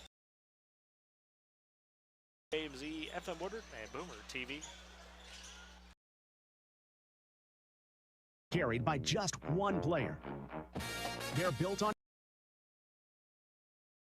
for each other. Bank of Western Oklahoma does the same with your finances. We make decisions right here at home with lenders who know how to hustle for your goals. Bank of like a true team. We're motivated, loyal, and ready to help you win your next financial game. Western Oklahoma, member FDIC, an equal housing lender. Every family has a story filled with chapters of the future. But what if one day you're not there to help write the next chapter? Life is unpredictable, but your love for your family shouldn't be. With State Farm, Matthews and Woodward can help ensure your story continues, even when you're not there to turn the page. Protect the chapters yet to come. Talk to Gwen Matthews, because your story deserves to be told. And back. And Anadarko getting set for Woodward. And Anadarko on the boys' side, but first having a, you know, despite the loss, great team come together, celebrate 1,000 points on the girls' side. Von Sutherland took the picture with her with the banner spread out. By the way, it is that look for a player. And from her teammates, you love to see that. Still them celebrating with her despite that loss. So 18-10 on the season. Remember, these boys started out 1-4, including an 80, if you remember, a group of 5 really good seniors. Group of guys, Chris, that, you know, had either been contributors off the bench or had been a team that, or had been a group of guys, if you will, that just had not had all that time. Yet, that being said, as you expect with a coach like Doug Shumpert, who's won as much as he has and has done as much as he has, they have come together since that point. They upset Weatherford a few weeks ago, were really competitive against Dale, Bethany, and Blanchard, and losses down the stretch. And you've got some seniors, Jackson Head, Hayden Barnes. It's their time. They've stepped up to the moment. Troy Pendarvis be another one of those. Matthew Toy-Koyo had 20 against the Boomers in that loss. And then Kylan Wall, also a junior, we expect to see in that starting lineup with a couple of other guys that you'll see throughout the night. But, you know, this is an Anadarko team that I don't think is going to take the Boomers lightly despite that big loss first time around. No, you know, and the season is so long and so separated from back then, right? Yeah. Like, I mean, we've completely different world. We've had tournaments, we've had, you know, we've had big rivalries, we've had, you know, we've had big comebacks. We've also lost by, you know, like, so it really matters who's here tonight, and it doesn't, you know, the previous meeting, it's in the books, right? Like, I mean, someone has a story about it, but for the most part, we're looking at where are we tonight, and who's going to be on the floor, who's going to make the plays, and then who's going to respond in those tough, adverse moments when things aren't going our way or their way, right? Either or.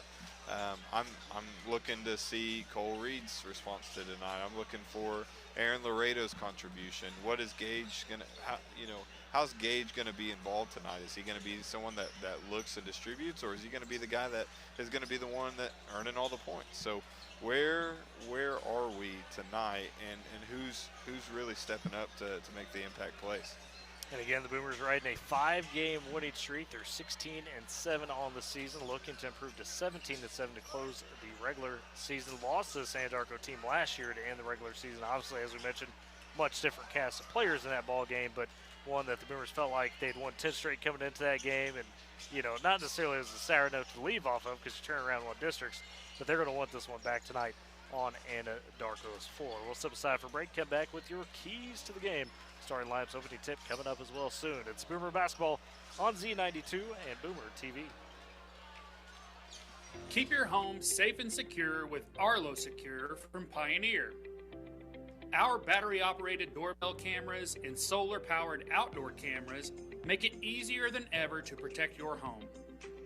Enjoy 2K video resolution and instant alerts day or night, starting at just $15 a month. Visit GoPioneer.com today and enjoy peace of mind with Arlo Secure. Great teams aren't carried by just one player. They're built on trust, determination, and people who show up for each other. Bank of Western Oklahoma does the same with your finances. We make decisions right here at home with lenders who know how to hustle for your goals. Bank of Western Oklahoma works like a true team. We're motivated, loyal, and ready to help you win your next financial game. Bank of Western Oklahoma, member FDIC, an equal housing lender. This is Eddie Mitchell with Vance Auto Group in Woodward, Oklahoma. Vance is Northwest Oklahoma's dealer with the best deals on GMC, Chevrolet, Dodge, Chrysler, Jeep, and Ram. Vance also has a great selection of quality pre-owned vehicles. No matter if your credit is good, bad, or somewhere in the middle, Vance is the home of the 100% credit approval, and we almost always beat your bank. Plus, we have 0% financing on select new models. And this month, Vance is donating $50 for every vehicle sold to help the Woodward County Sheriff's Department purchase life-saving equipment. We support Northwest Oklahoma, so give Vance a chance and buy local. Hungry? Head to Longshots Bar and Grill in downtown Woodward. Bring the whole crew for juicy ribeye steaks, giant burgers, wings from mild to flaming hot, fresh salads, and more. There's something for everyone, including the kids. Planning a party or team celebration? Check out the upstairs golf and gun bays or ask about our group catering options. Longshots Bar and Grill, downtown Woodward's favorite hangout and the official home of the Boomer Coaches Show every Wednesday from 6 to 7. Come hungry, leave happy, and make it a night to remember.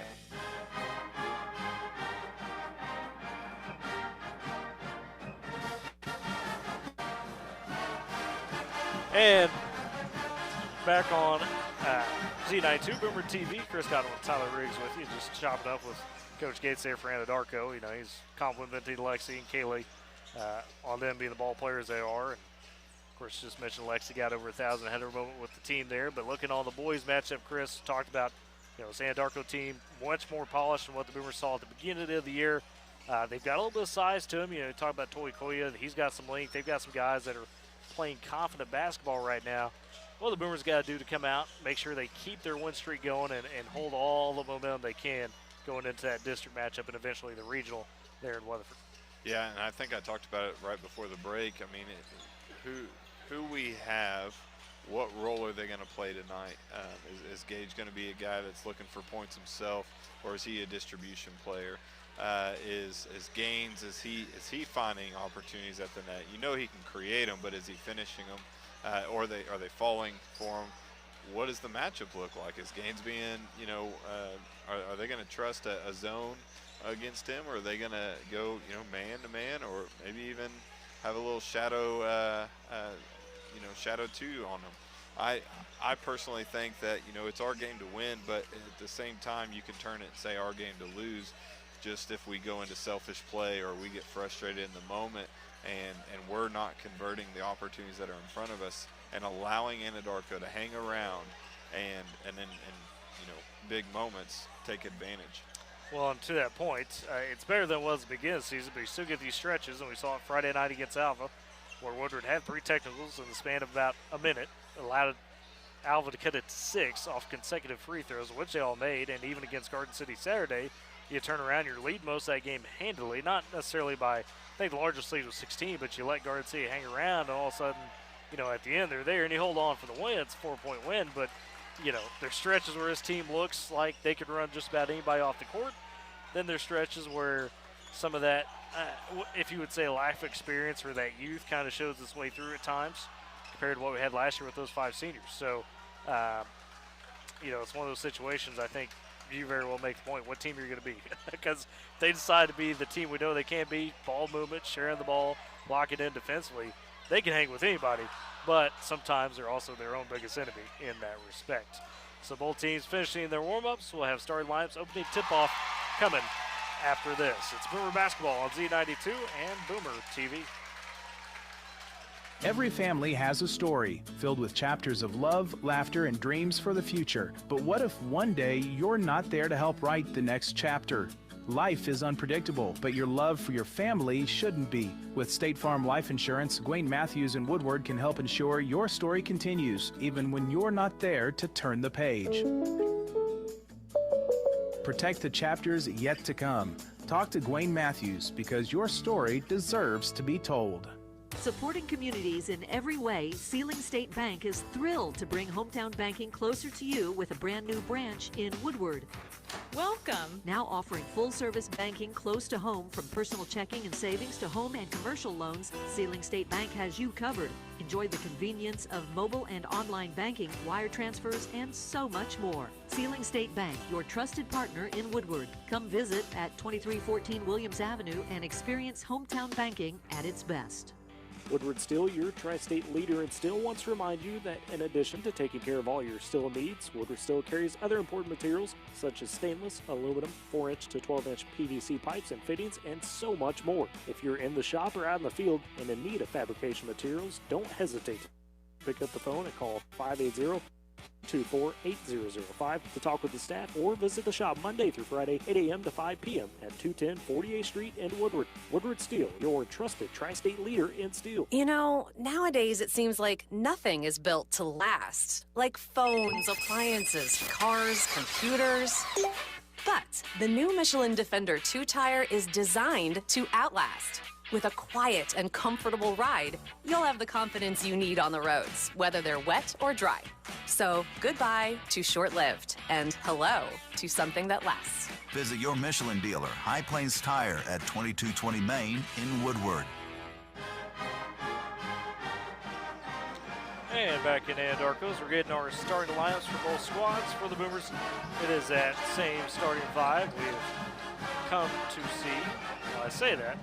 Kate Gaines, Luke Talley, Gage Hutchins, Cole Reed. We may have Jake Graffin. I know Aaron Laredo suffered from some sickness Saturday, so he may not be over that. I didn't quite see him. I think I saw Laredo. Okay, he is. Yep, Aaron is out there. Excuse me. So it is that same starting 5. I missed him for a moment. I was like, where is Aaron? Where is Aaron? So for Anadarko, we expected the starting 5. Oh, it is, with it being senior night, looks like we might be getting all the seniors.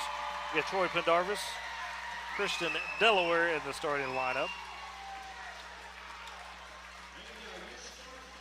Oh, okay, my bad. They introduced 2 seniors that did not start. So we're going to go with Jackson Head. You'll get Hayden Barnes. Looks like Alexi East. Oh, excuse me, White English. I'm going to run this down. You give me a second, Chris. I will get this right if you give me enough time. Because they threw me off throwing out the 2 seniors there. Anadarko, of course, going to be the home whites, similar to the girls. Boys going to be the road blacks.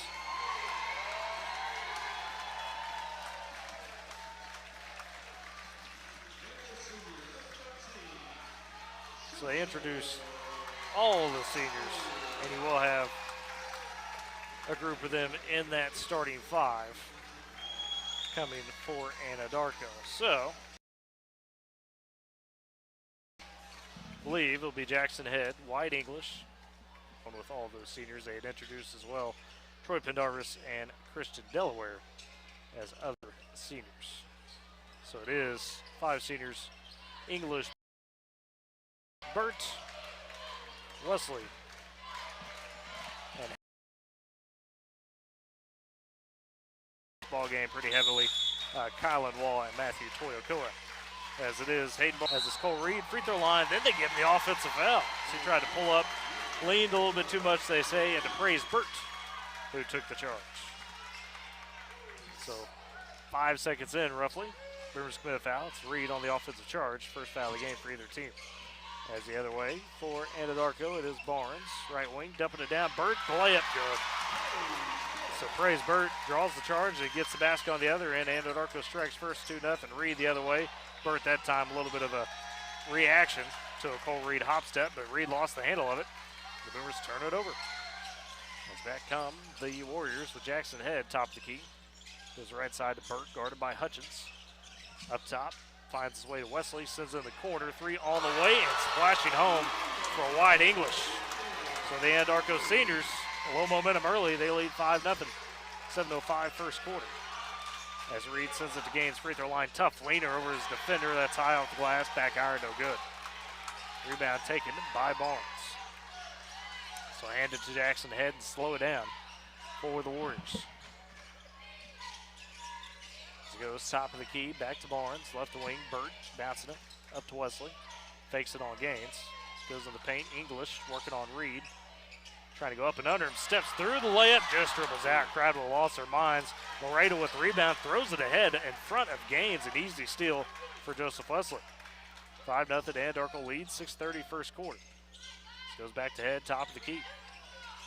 Hutchins on him. Head wants to attack down into the lane, gets by a couple defenders, but blows the layup. Gaines kind of faked him out. Rebound taken by Caden. So flipping ahead to Reed in the corner. Hutchins going to tee up the 3 from there. That one off the left side of the rim, no good. Rebound taken by White, and he catches Jackson Head leaking out for the easy layup back to the right side. 7-0 favor of the Warriors, and a timeout by Coach Gaines with 6:04 left in this first quarter. Great Plains Bank, heritage, trust, respect. Those are the things that make Great Plains Bank great. Deep roots across Oklahoma and Texas. They're in touch with the communities in which we live and work. M&D Enterprises and Lawnmower Shop for your best lawn, porch, or patio. M&D Enterprises and Lawnmower Shop are your people. They carry everything you need to make your greenscape that little piece of heaven you've always dreamed of. Locations in Canton, Weatherford, and Woodward. M&D, Great Plains Bank, powering Boomer Sports this season. As Boomers start out trailing 7-0 to Anadarko. And we just talked about it, Chris, in the pregame. These guys ain't going to be afraid, especially when you're starting 5 seniors that are playing on senior night. Yeah, they're not, and, you know, they're playing, I mean, tonight's a big night, right? Senior night. So, you know, it's one of those deals that you're going to get their best performance because the crowd is packed, they're energized. They're looking on their redemption story from early in the season. Lost the Boomers by nearly 30 in the first matchup. Boomers on the possession, and Gaines gets fouled top of the key as the Boomers were working it around. First foul on Anadarko, it'll be charged to Hayden Barnes. Side out inbounds in front of the Anadarko bench for Gaines. Sends it to Reed, top key to Roach, who's checked to the ball game right wing. Took out Laredo. Roach goes back to Reed up top. And they'll say he traveled with it. Catch was a little high, and Reed caught it, and they called the travel.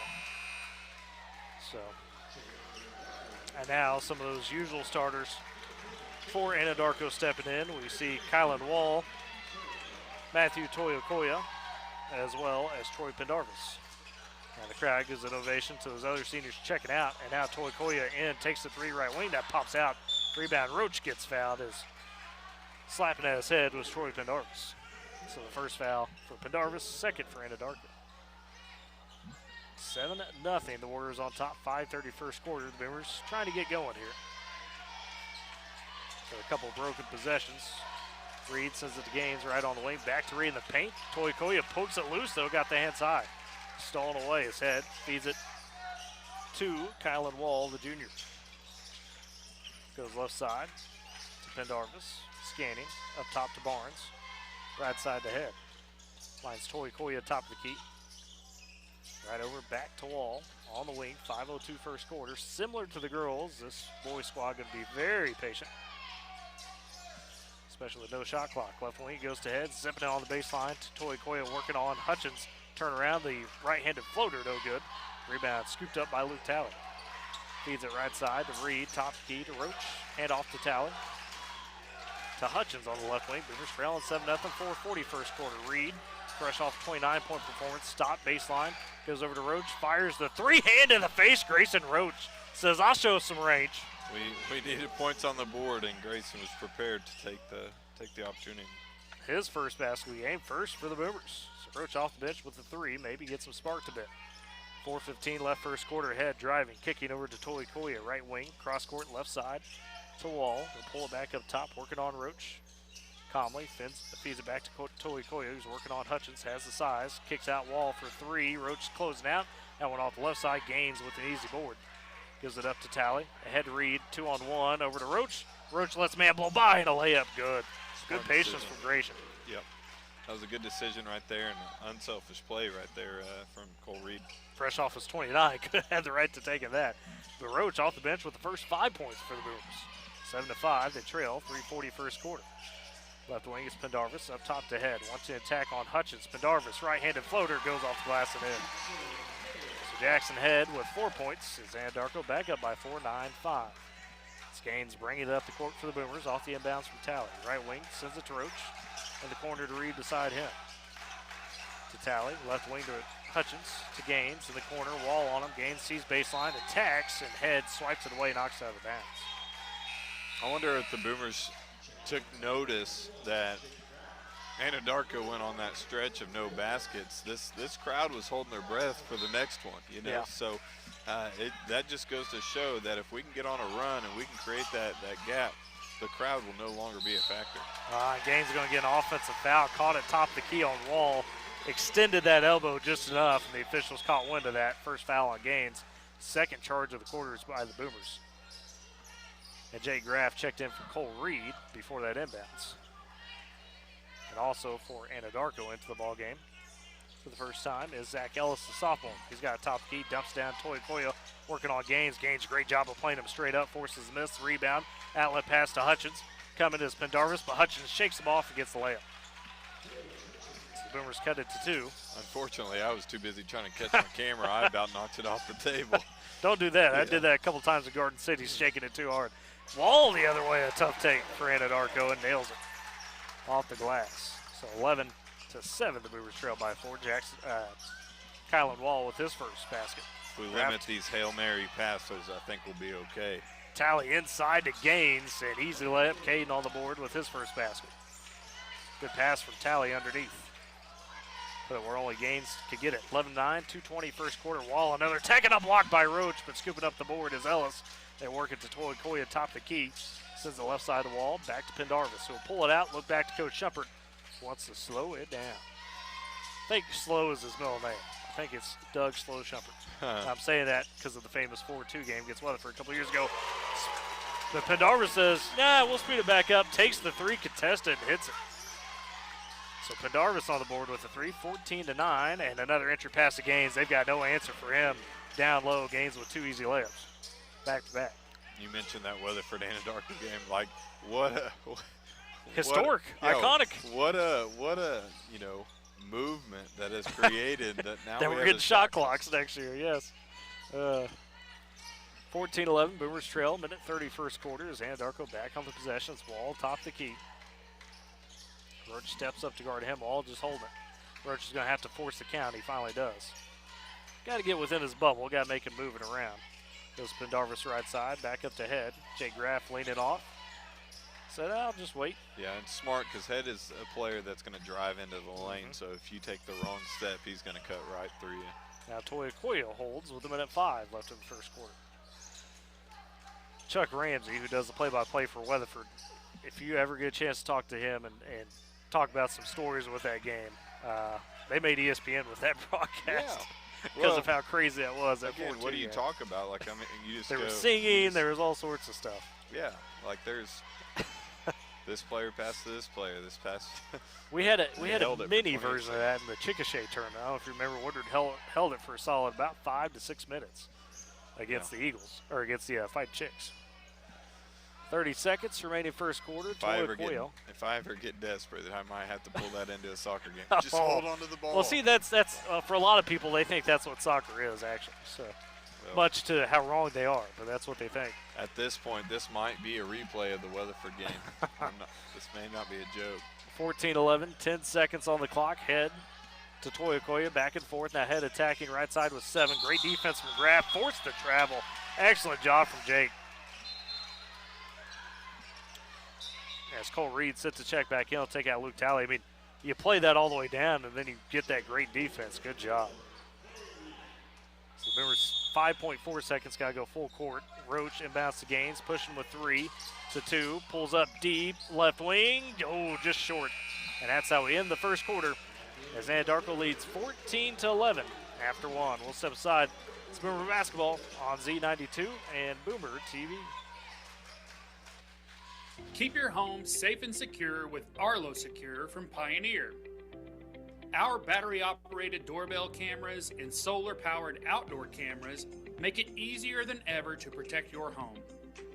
Enjoy 2K video resolution and instant alerts day or night, starting at just $15 a month. Visit GoPioneer.com today and enjoy peace of mind with Arlo Secure. Great teams aren't carried by just one player. They're built on trust, determination, and people who show up for each other. Bank of Western Oklahoma does the same with your finances. We make decisions right here at home with lenders who know how to hustle for your goals. Bank of Western Oklahoma works like a true team. We're motivated, loyal, and ready to help you win your next financial game. Bank of Western Oklahoma, member FDIC, an equal housing lender.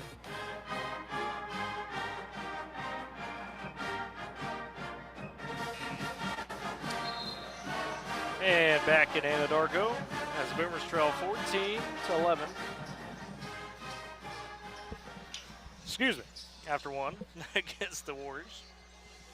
Tyler Reese, Chris Godwin. Chris Godwin trying to put the voodoo on us, talking about stall ball coming here. Hey, to your point. I just see the trend, man.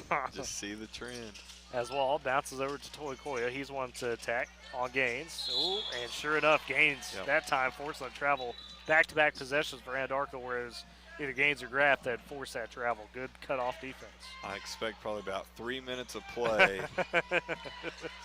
You stop that, Chris Godwin. And then every opportunity to stall if they're still in the lead. Graff to Reed to Gaines. He's got 4 Warriors around him, and they all instantly foul because they don't want to get Gaines to get an easy basket. And that one going to be on Jackson ahead, his first. Hayden Barnes checks back in, takes out the sophomore, Zach Ellis. As Graff, the inbounder, beneath the left block for the Boomers, finds Hutchins cut right to the basket. Easy layup for Gage. He's got 4. Boomers cut it to 1, 14-13, 7:35, second quarter. As Jackson Head, top of the key. Graff on him, sends it left side to Pendarvis. Baseline, Toyokoya. Going to pull up in front of Reed. That one off the mark. Good contest by Reed. Rebound taken by Gaines. As he goes to Graff, down to left side. Cross court right side to Reed. Gets a little bit of a screen from Gaines. Pulls up, tough fader from Cole Reed. In and out. Rebound, though, by Hutchins. Flies in out of nowhere. Goes back top key to Graff to reset. Graff dribble handoff Reed. Pulls up for 3. That one off the back iron. Rebound, though, by Roach. Skies for it.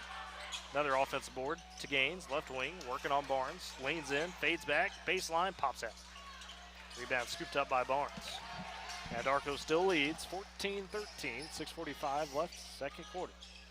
See if Chris Godwin's prophecy comes true. They got to slow us down. I mean, you know, there's a lot of guys that can hit the shots, and so if you get into a situation where you're trying to be a shootout with us, it ain't going to work. You know, obviously we had 4 attempts just now, and none of them went through, but how many possessions are going to be like that? To your point, Chisholm tried that this year. The Boomers hung 102. A 102-81 win. Pendarvis topped the key for Anadarko as they swing it around the perimeter. Left wing to Barnes.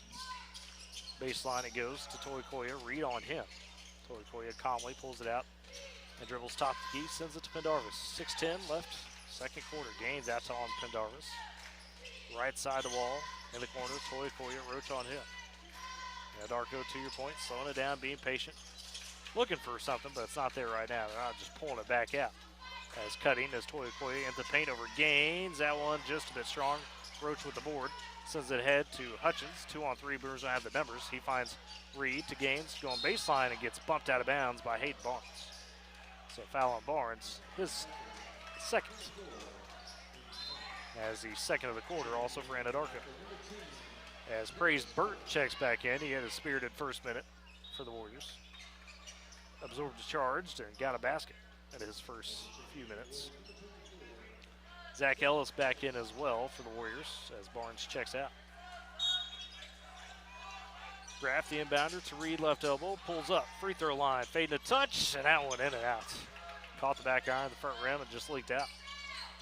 So Cole Reed, after having 29 Saturday, a little cold to start, good looks, just can't get him to go.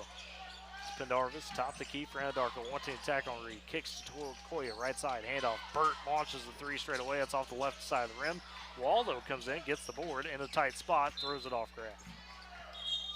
I should have clipped it, and I should have recorded it, and we should have stored it. I'm pretty sure I heard Coach Shepard say good job. I could be wrong. That's a good one. I could be That's wrong. a good one. I think somewhere it got translation. We might not speak the same language. I don't know. But I think I heard him say good job. Oh, man. Toya Koya, top key for Anadarko. Left wing to Barnes. Or to Wall, excuse me. Hand off to Pendarvis. Spin move. Henry in the paint. Absorbs some contact. Shot short. Pendarvis with his own rebound. And Gaines just over the top. Forces the jump ball. Good call there. And possession arrow to Anadarko. Now a thumbs up. Crazy. You know, and Coach Shepard in that, if you see him on the Boomer TV stream, in the black pullover there, a lot of people talk about him being tough, hard-nosed, old school. He is. But if you talk to the parents of these kids, nobody invests more in those kids than Coach Shepard does for this group. Entry pass by Graff goes into Gaines, and he's roughed up, knocked away. As Anadarko gets the turnover, Wall attacking, kicking out. Three by Wesley, that's way strong. Hutchins fighting for the board with Burt on the backside, takes it, and then a foul on Burt. Trying to swipe at Gaines, or swipe at Hutchins, excuse me. First foul on him, third of the quarter for Anadarko. As Talley checks in, Jay Graff checks out. Holy smokes. I've got a score you won't believe. Weatherford leading Clinton only 23-20 at the half of the boys game tonight. They're playing Clinton, who they'll play for districts as well on Saturday. Right side, it's Laredo, sorry. Where's that? Where's that being played at? I think it's in Weatherford. Left wing, Talley for three. That one too strong. Laredo trying to save it. Can't in time, so it goes back to Anadarko. But would that not be the upsets of all upsets? Clinton pulling that one off over Weatherford. You know, and I'd like to say that both teams are playing to win, right, this late in the deal, but to your point, could it? Weatherford could be saving some Could gas there be in the some? tank? Yeah. Could there be some leg saving there? Don't know who's playing for them right now. To your point, so especially when you're playing them again in districts Saturday. Toya Koya, left corner. Boomers trail 14-13 still. 3:40 left in the half. Anadarko has been able to slow down the rush here. Wesley trying to drive, bounces it to Head. Adjustment, gets it to stick off the front of the rim. Jackson Head with 6, makes it 16-13. Favor of the Warriors. Laredo trying to bounce pass to Talley the other way, that's stolen away. Anadarko pushes ahead to Ellis. Thought about taking it, flipped it back out to Toya Koya as Gaines was loading up for a block. Ellis sends it back out to Head. So a reset, top of the key. 3:15 left in the half. Boomers have not led yet this game. As Burt, dribble handoff to Wesley, turns the corner, kicks Ellis, thought about the three, instead attacks, has got Laredo in the air, shot too strong, Gaines comes down with the board, Higgins got poked to him, head to Hutchins who's leaking out. Hutchins has to adjust, good defense from Toya Koya, forces the miss. And goes ahead to Burt, he attacks, wild shot, but he's fouled. Toya Koya getting back and making sure Hutchins didn't get the leak out layup. And on the other end, a foul, Luke Talley will send Praise Burt to the free throw line. Couple free throws for him. The first good. So Burt now with 3 points. And Jay Graff checks back in for Aaron Laredo. So it's Graff, Talley, Reed, Hutchins, and Gaines the 5. Second free throw upcoming for the senior. And that one is good as well. Nut but net on both. 18-13 in favor of Anadarko. White English back in the ball game, as well as Kylan Wall for the Warriors. So they'll take out Burt and Wesley. As is Jake Graff across the timeline, top of the key for the Boomers. Trailing by 5, 2:45 left in the half. Sends it left wing to Reed, in the corner to Talley. Back up to Hutchins, right side to Graff.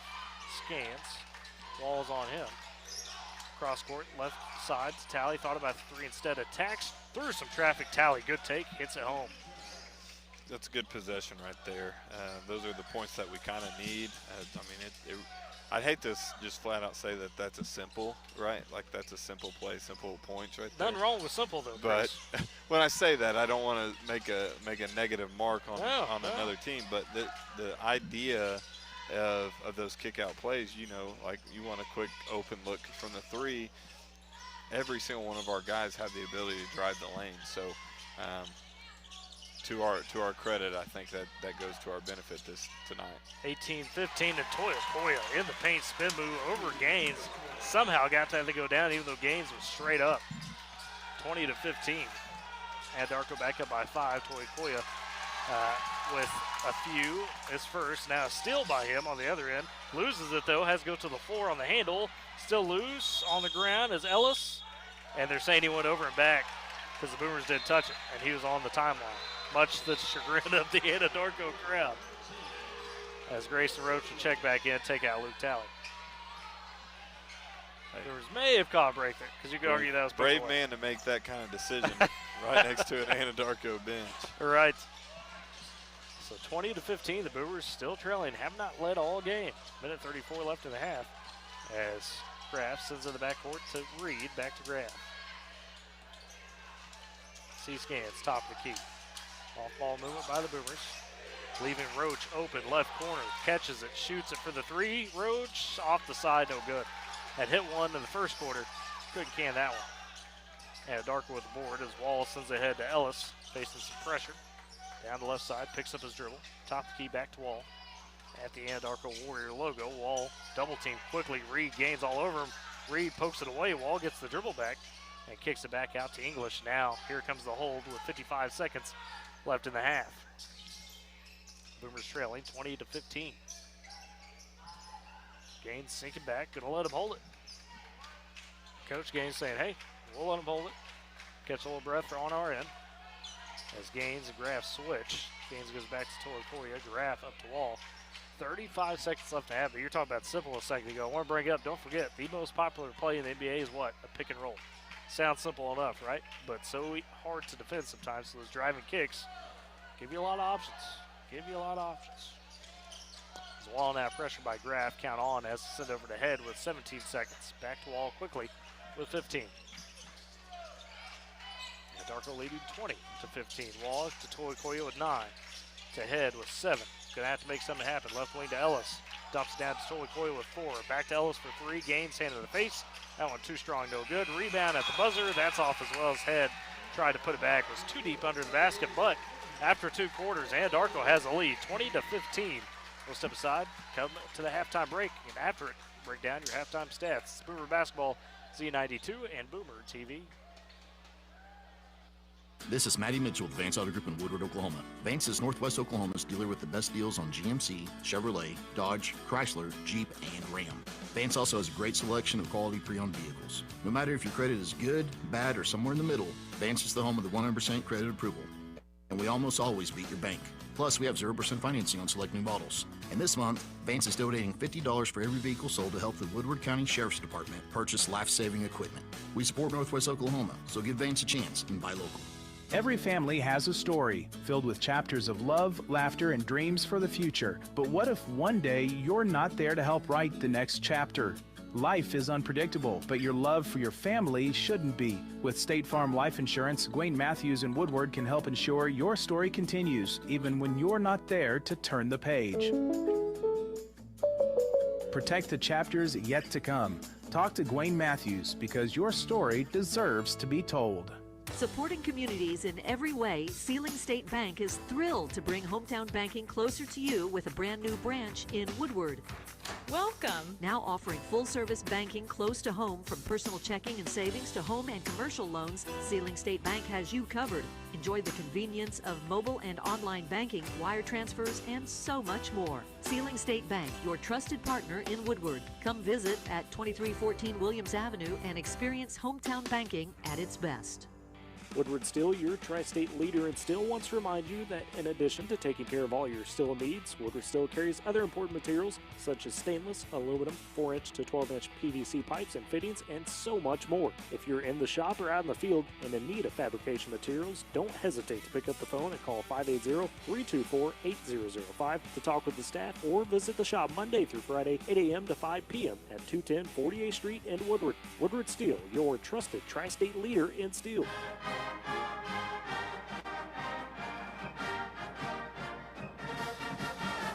And back at the half, Woodward trailing Anadarko 20-15 at the break. Let's look at your halftime stats. Anadarko played a little stall ball at the end of the first quarter, leading 14-11. And in that second quarter, even though there wasn't much stall ball played, 6-4 the score for Anadarko to get the 5-point advantage. So shots have been a little tough to come by for the Boomers. You got Grayson Roach still leading the way off the bench. He had the first 5 for Woodward. And you've got 4 for Gage Hutchins, 4 for Caden Gaines, none for Cole Reed. Had some good looks, couldn't get him to go down in that first half. For the Anadarko side, you've had Jackson Head with 6, and then 3 from Wyatt English, a couple for Praise Burt, Matthew Toyokoya, and Kylan Wall, all for the Warriors in the scorebooks. But hasn't been stall ball, but Chris, Anadarko has found a way to slow down the Boomers. Yeah, and I'm going to say it's our fault. Like, we're having opportunities around the basket, and maybe we're taking ill-advised shots. We've been really trying to hit a 3, and we're not converting on the opportunities. I'd honestly say that's the difference in the game. Anadarko's given us some turnovers. Like, we've won possession at the basket, but we haven't turned those into points. So, I could very well say that we could be in a 24-20 situation, 26-20 situation, but we've left points,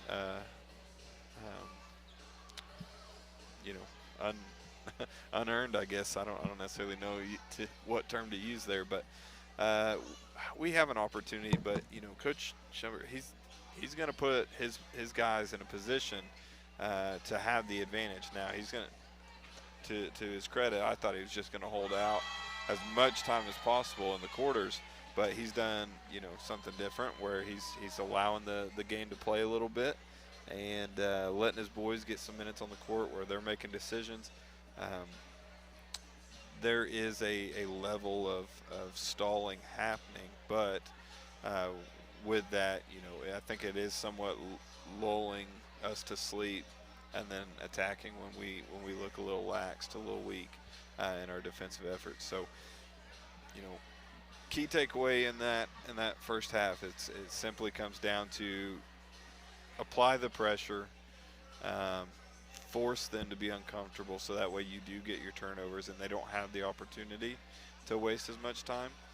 And then on the flip side, take what's given to you. And we're a fast break team, so how often can we create those kind of looks?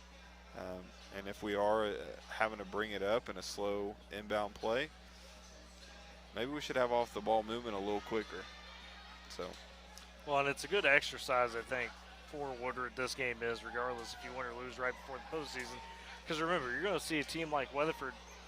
Should you win Saturday, you're most likely going to match up with Weatherford should they win their district.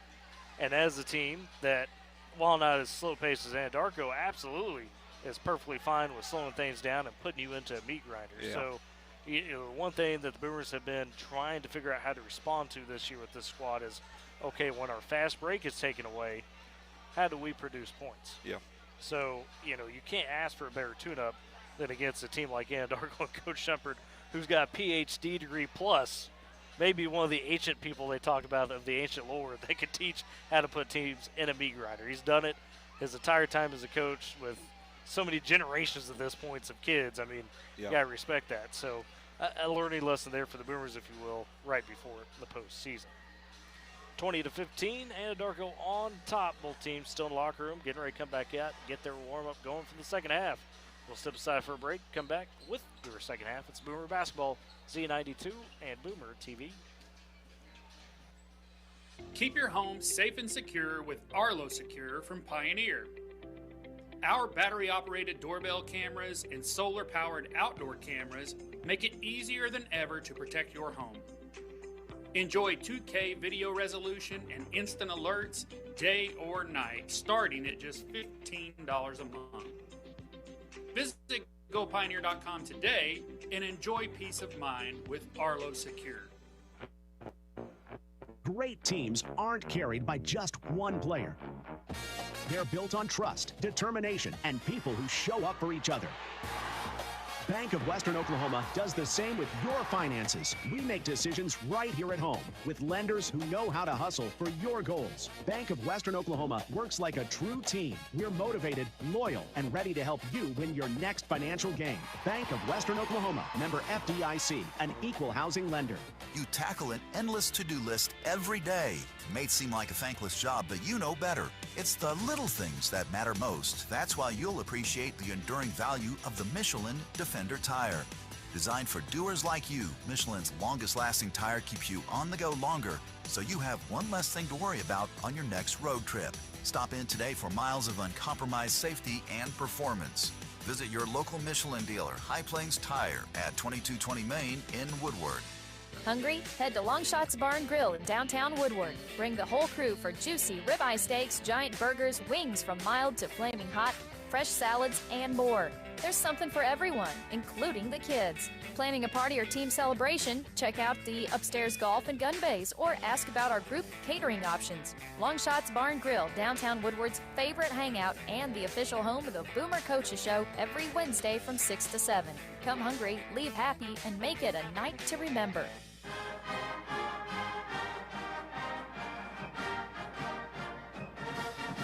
And back, getting ready for the second half between Anadarko and Woodward as the Warriors lead the Boomers 20-15 at the break. And I did want to pass along a message. Coach Godwin had showed me Woodward Public Schools says as long as they would have electricity tomorrow, they will have school. So keep that in mind. As long as Woodward has electricity, they will indeed be having school. So I would encourage you to make sure you're following the Woodward Public Schools, high school, social media accounts, Facebook, things of that nature, because they should have any updates passed along regarding that in the morning. But otherwise, if you hadn't heard anything else or you don't see anything else before the morning, expect school as long as there's power for Woodward. Yeah, and so, if you didn't get the message directly to your phone, it'd be a good idea to go in and download the Apogee app. That it's just you search in the Safari or whatever it is that you guys have. Woodward Public Schools, it'll be an app with our wagon on it. You download it and sign up, and that will get you all the notification for Woodward Public School postings. There you go.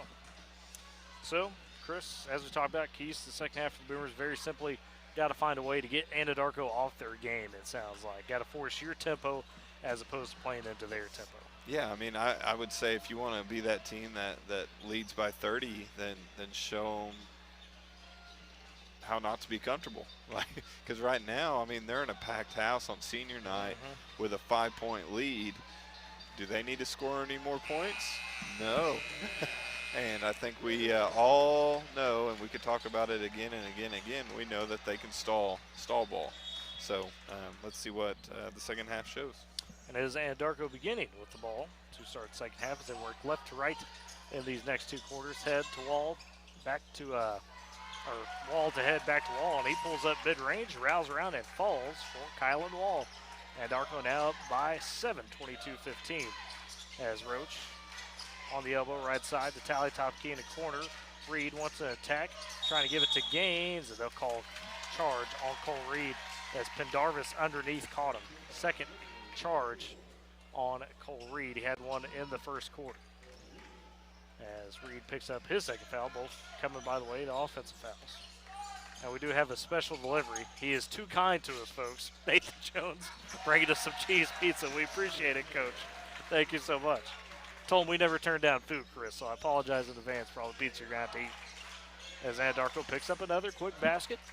Head with another one, makes it 24-15. But the Boomers find a quick answer as Kate scores in the paint. 24-17. Back and forth we go in this first minute of the third quarter. Anadarko on the lead. Pendarvis attacks, cut off just outside the block. Feeds it to Wall, spins to Roach.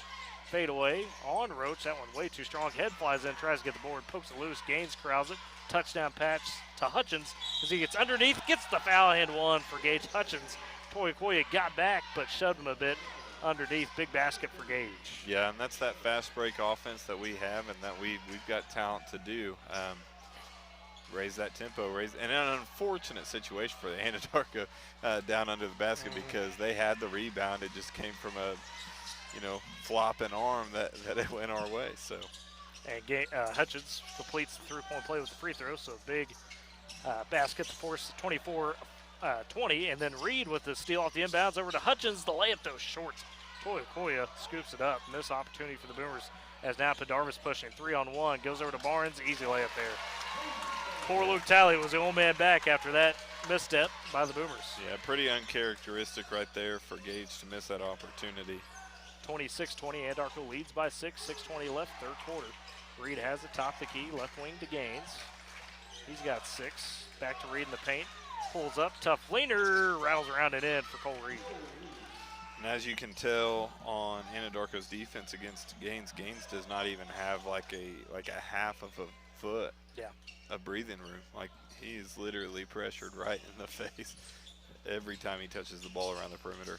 26-22, Anadarko leading and Wall attacking. Hutchins tries to draw a charge. No avail there. They let that one play as Wall puts it in off the glass. He's got 6. 28-22, Boomers trail. Reed top the key. Gets the pass from Talley. Scans, had to pick up his dribble. Trying to send over to Hutchins. Pass a little lazy. Picked off by Head. He attacks. Hutchins with him, but Head with the layup. He's got 10 to lead the Warriors as they lead 30-22, 5:30 third quarter. Possession away from a Woodward timeout because we can't have these type of things stack up. And then speaking of that, Gaines trying to attack down the right side of the lane, loses the handle out of bounds to Anadarko. Presses on for the Boomers. Koya in the backcourt. Throwing a pass ahead to Jackson Head to break it 2-on-1 the other way with Talley. Pendarvis attacks over to Barnes. Easy layup again. Late pass by Pendarvis. Good body control to avoid the charge. 10-point lead for the Warriors, 32-22. Hutchins baseline, back to Reed. 5:05 left in the third quarter. Reed now attacking, gets to the paint. Easy shot for him. He's up to 4. He's made a couple now in this third quarter. Rizzo trailing by 8. Koya sends it to Pendarvis, across the timeline, gets past Talley, and a great job by Cole Reed to come over and block the shot of Pendarvis as it goes out of bounds. Yeah, unfortunately, the last minute and a half or so, there's film that they're going to have to watch how defensively all they're doing is watching. Like, I mean, we're not pursuing the ball once they break half court. Graf checks in for Roach, and then Jackson Head, another tough take. That one off the glass, rattles home. He's got 12 from the right side. 34-24, Anadarko back up by 10. 4:30 left, third quarter. Gaines, catch and shoot, pulls up deep 3. Missed that one, lost his footing on the back end as Barnes takes the board for Anadarko. As Wall gonna slow it down now. This is where you don't want to be, trailing Anadarko by 10 in the second half. Right side to Koya. They can sit on it, but Pendarvis exploring on Talley. Underneath on the baseline double team, kicks out Wall, tees up the 3 from the corner. That's off the back iron. Rebound though, taken by Pendarvis. It bounced too long for Talley. Underneath the head, and Gaines just straight up blocks him, forces the jump ball possession error to the Boomers. Gaines went to the block because there's just going to be an easy kick out pass for the Boomers, but she'll take the possession arrow as well. Coach Gaines on that wants a timeout to talk about things to get this possession set up. The Boomers trail by 10, 34-24, 4:03 third quarter. Smith & Co. Auction and Realty. They are Oklahoma's real estate and land auction experts. Smith & Co. is your top choice for all your land auctions, real estate needs. Call them 580-254-3975 or email Ira, smithcorealestate.com. Northwest Glass, from residential and commercial glass to auto glass, doors, and mirrors. Northwest Glass, they've got you covered. They do it all with expert care, quality service. Stop by 611 Texas Avenue or call 580-256-4324. Northwest Glass, Smith & Co. powering Boomer Sports this season on KMZ FM Woodward and Boomer TV. It's Woodward down 34-24. They're going to have to find some stops and some quick baskets to pull their way back into this one. As right now, Anadarko winning the possession battle, winning the tempo battle. That's how they've gotten out to this 10-point advantage. Truly a team. We talk about these teams that kind of punish you for missed opportunities. Anadarko among the top of that list. Yeah, I mean they're doing an excellent job, and they're capitalizing on our laziness a little bit. I'm just a little disappointed in the defensive effort. I mean they're getting past half court, and we're leaving Luke Talley underneath the basket all by himself. There's not much he could do in that situation.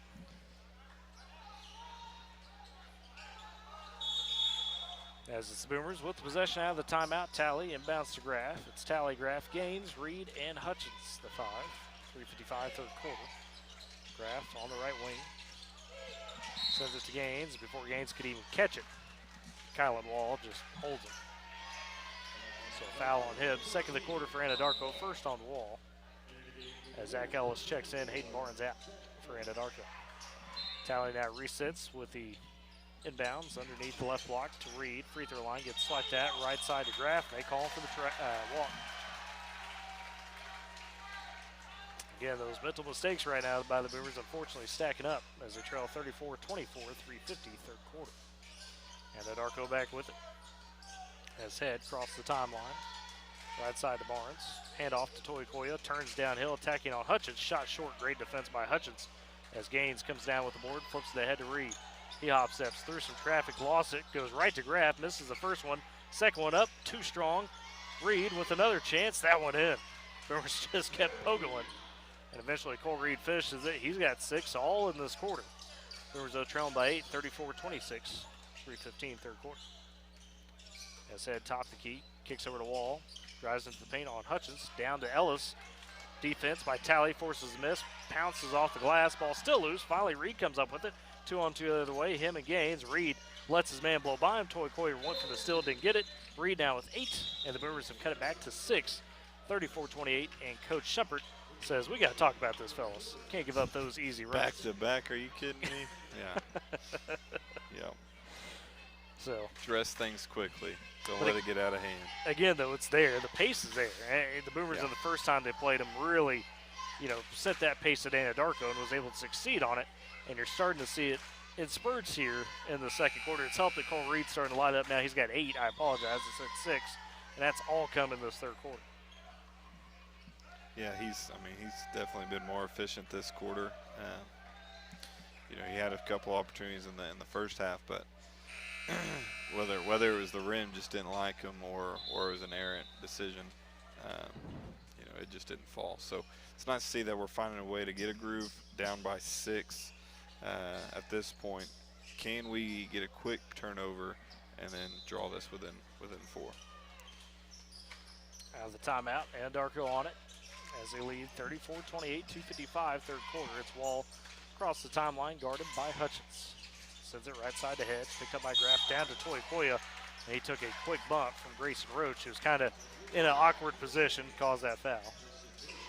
Roach picks up his first, second of the quarter for Woodward, as Praise Burt steps in for Troy Pendarvis. Toikoya inbounding beneath the left block for the Warriors, sends it to Wall in the corner. Excuse me, that's the right side. He goes up over Roach and Gaines. That shot wild.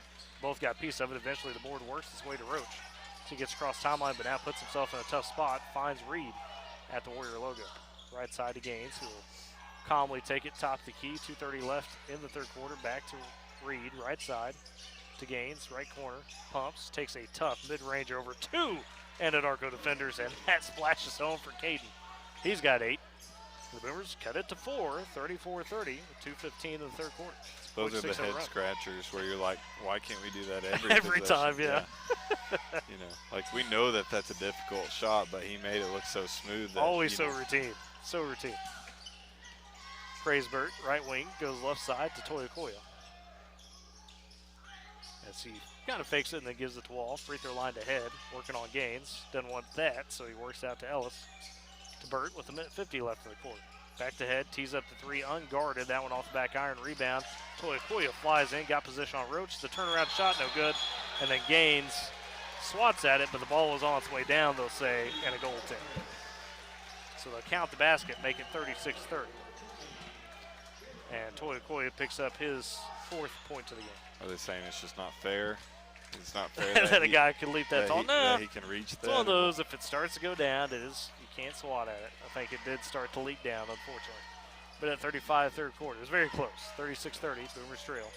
Grab top the key, kicks right side. Reed crossover, bullies his way into the mid range, fading. That one rattles in for Cole Reed. He's starting to fill it. He's got 10 all in this third frame. 4-point ball game again, 36-32. Minute 15 left in the third. As it is, Kylan Wall, top the key, attacking on Hutchins. Reed got a piece of it. Great job by Cole to come over the top and not foul as he knocks it out of bounds. Anadarko will reset beneath the left block. Sends it to Toyokoya, working on Roach. Roach cuts him off there, back out to Ellis. Minute 5 left in the frame. Finds Pendarvis right side as he'll scan and then pull back out. Here comes maybe the stall ball with a minute left in the frame. I think that's what's coming. Yeah, I was a little surprised to see the shot. The previous possession? Yeah. It was around that range where you thought, okay, here we go. So again, they will hold it. Roach kind of challenging on Pendarvis. Getting the hands up, but not forcing him to move with it. Now does get in his grill a bit, forces the count. Pendarvis has to move away from it. 35 seconds left in the quarter. Doors cut to 4, 36-32. Anadarko holding for this final shot. Pendarvis working on Roach. Grayson trying to make sure that counts on. Now gets over to Wall. 20 seconds. Hutchins scoring him up. Wall, the junior, on the senior of Hutchins as Gage inches closer, trying to set up that count. 9 seconds. Wall starting his dribble with 7, wanting to go downhill with 6. Turns around, double team. Out to Burt, a quick 3. That one rattles home right before the buzzer, and that's how we end the third quarter. Anadarko pushes it to a 7-point after 3. We'll step aside. It's Boomer basketball on Z9. This is Matty Mitchell with Vance Auto Group in Woodward. Chrysler, Jeep, and Ram. Vance also has a great selection of quality vehicles. No matter if your credit is good, bad, or somewhere in the middle, Vance is the home of the 100% financing on select new models. And this month, Vance is donating $50 for purchase life-saving equipment. We support Northwest Oklahoma, so give Vance a chance and buy local.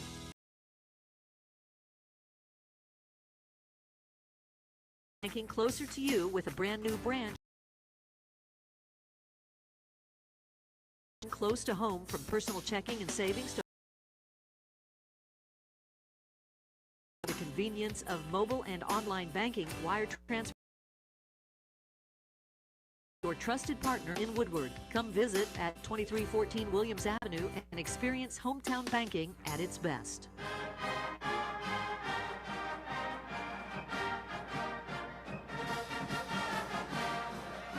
Tyler Ray's Chris Godwin as we begin the fourth quarter.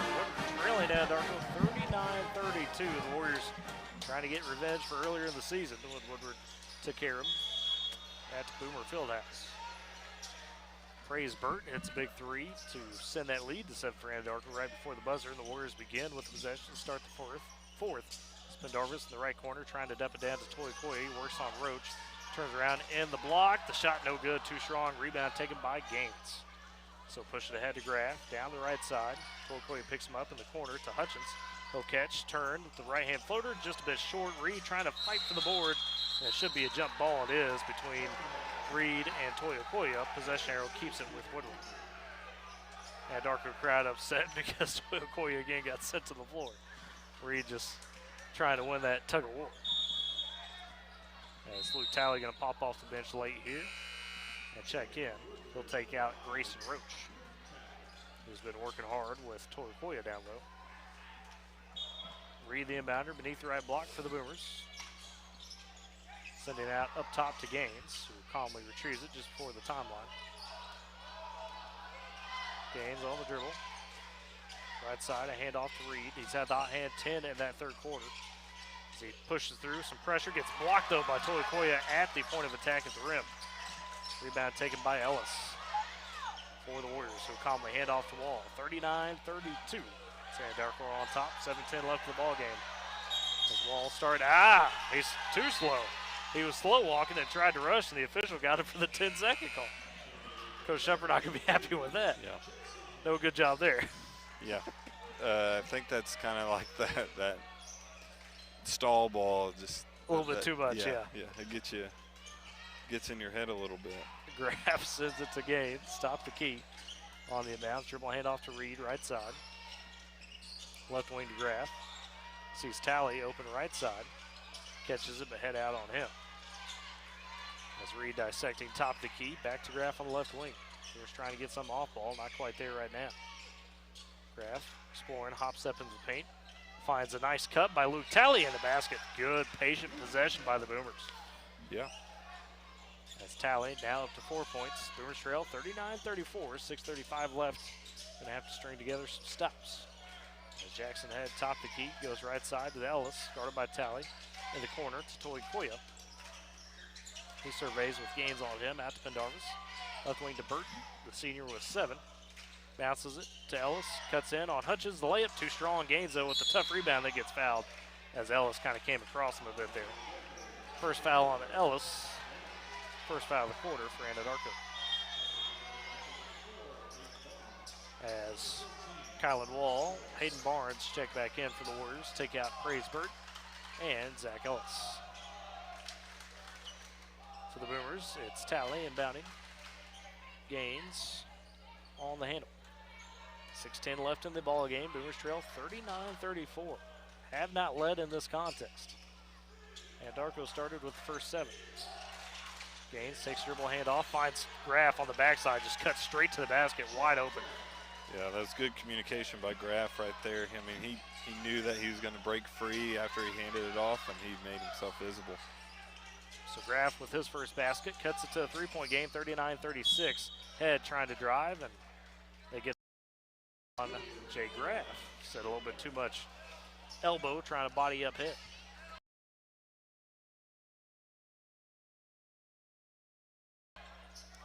Darko keeps it with a 39-36 lead, 5:45 left in the game. Head attacking on Graff to the lane and gets the layup. Jackson Head with 14 so far to lead the Warriors as they're back up by 5, 41-36. Graff top of the key, right side to Reed. Gets the screen, Graff again, just rolls off of it, gets the basket, draws the foul. 2 heady plays by Jay Graff, knowing that as soon as he handed that back off, he could just cut to the paint. They weren't going to pick him up. Distribution good by the Boomers the last few possessions at finding the person that is making the right run at the right moment. 2 fouls now for Jackson Head, second of the quarter for Anadarko. First free throw from Graff falls. He's got 3 on this quarter. Down by 4, 41-37. Second free throw on the way from Graff. That one off the right side. Marco with the board. Pendarvis quickly ahead. Right side to Jackson Head. Sends it to Tolikoya. Pass a bit strong. Could get has to get it back out of the wall to reset. He'll take the 3 in the face. Tipped over to Head to Pendarvis. Into the lane. Gaines once off the back iron and falls. It's an and 1. Pendarvis was nearly horizontal. Shot up and somehow got it to roll in. Got a shooter's roll, man. Pendarvis makes it a 6-point ball game, 43-37. He's got 5, and for the traditional 3-point play, the free throw goes. The Boomers could get the possession going. So the Boomers trailing 44-37. And Weatherford winds up pulling away from Clinton in the second half, by the way, to win 47-30. And the Boomers will face to do the same. Either Weatherford or Clinton in the first game of the regional, and Weatherford next weekend after they play Elk City in the district. So, but like I said, Boomers trying to find a way to pull away as well here, but they trail by 6. You're going to have to pull a comeback first. Yeah, I think scoreboard says, 7. So 7, sorry. 37-44. Sorry. It's that Guthrie education. Thank you. Right. Thank you. No, it just, again, we talked about it in the pregame. Whose role is whose tonight? And unfortunately, being in this situation, 5 minutes left to go in the fourth. Reed a pull up 3. That one too strong off the back iron. Rebound taken by Kylan Wall. It's not falling for us. How are we going to get the ball back for more opportunities? As it is, Head, top of the key. He races into the lane, attacks on Cole Reed and Jackson Head. Lighting it up down the stretch. He's got 16. Anadarko up by 9 with 4:40 left. 46-37, Graf. It's Talley in the corner, Reed, left side. Gaines getting double teamed in the paint to Hutchins, right side. Graf, top key, back to Gaines, fakes the 3, steps in, takes some contacts. And they call for the travel. Calling for the travel. Slowed it down a little too much. On the inbounds, Hutchins nearly steals it. Toy with a lazy pass to Jackson Head. Just hadn't been that night for the Boomers, though. It is crazy to know how much ground Gage can cover. Oh, in such a short span, blink of the eye. I know that excites you as a soccer coach. Well, People don't appreciate on the basketball court. He's got some quick twitch muscles for sure. As Head drives, kicks in the corner of Toy Koya, looking for double-digit lead. No, rebound comes down to Reed, and then he's fouled by Jackson Head, who swiped at him. Jackson with his 3rd foul. 3rd foul of the quarter also for Anadarko. 2 more of the Boomers in the bonus. As they trail 46-37, 4:11 left in the ballgame. Graf just going to let it roll, saving some clock. Finally picks up just before the timeline. Quickly, dribble handoff to Gaines. He's getting poked at, double teamed by Pendarvis, as well as Toy Koya trying to get to Hutchins. Laser pass, Hutchins finishes. What a pass, what a finish. Well, that was quality. Gage now with 9. As Anadarko breaks the press, Pendarvis takes it left side. Boomers trail 46-39. 3:45 left in the game.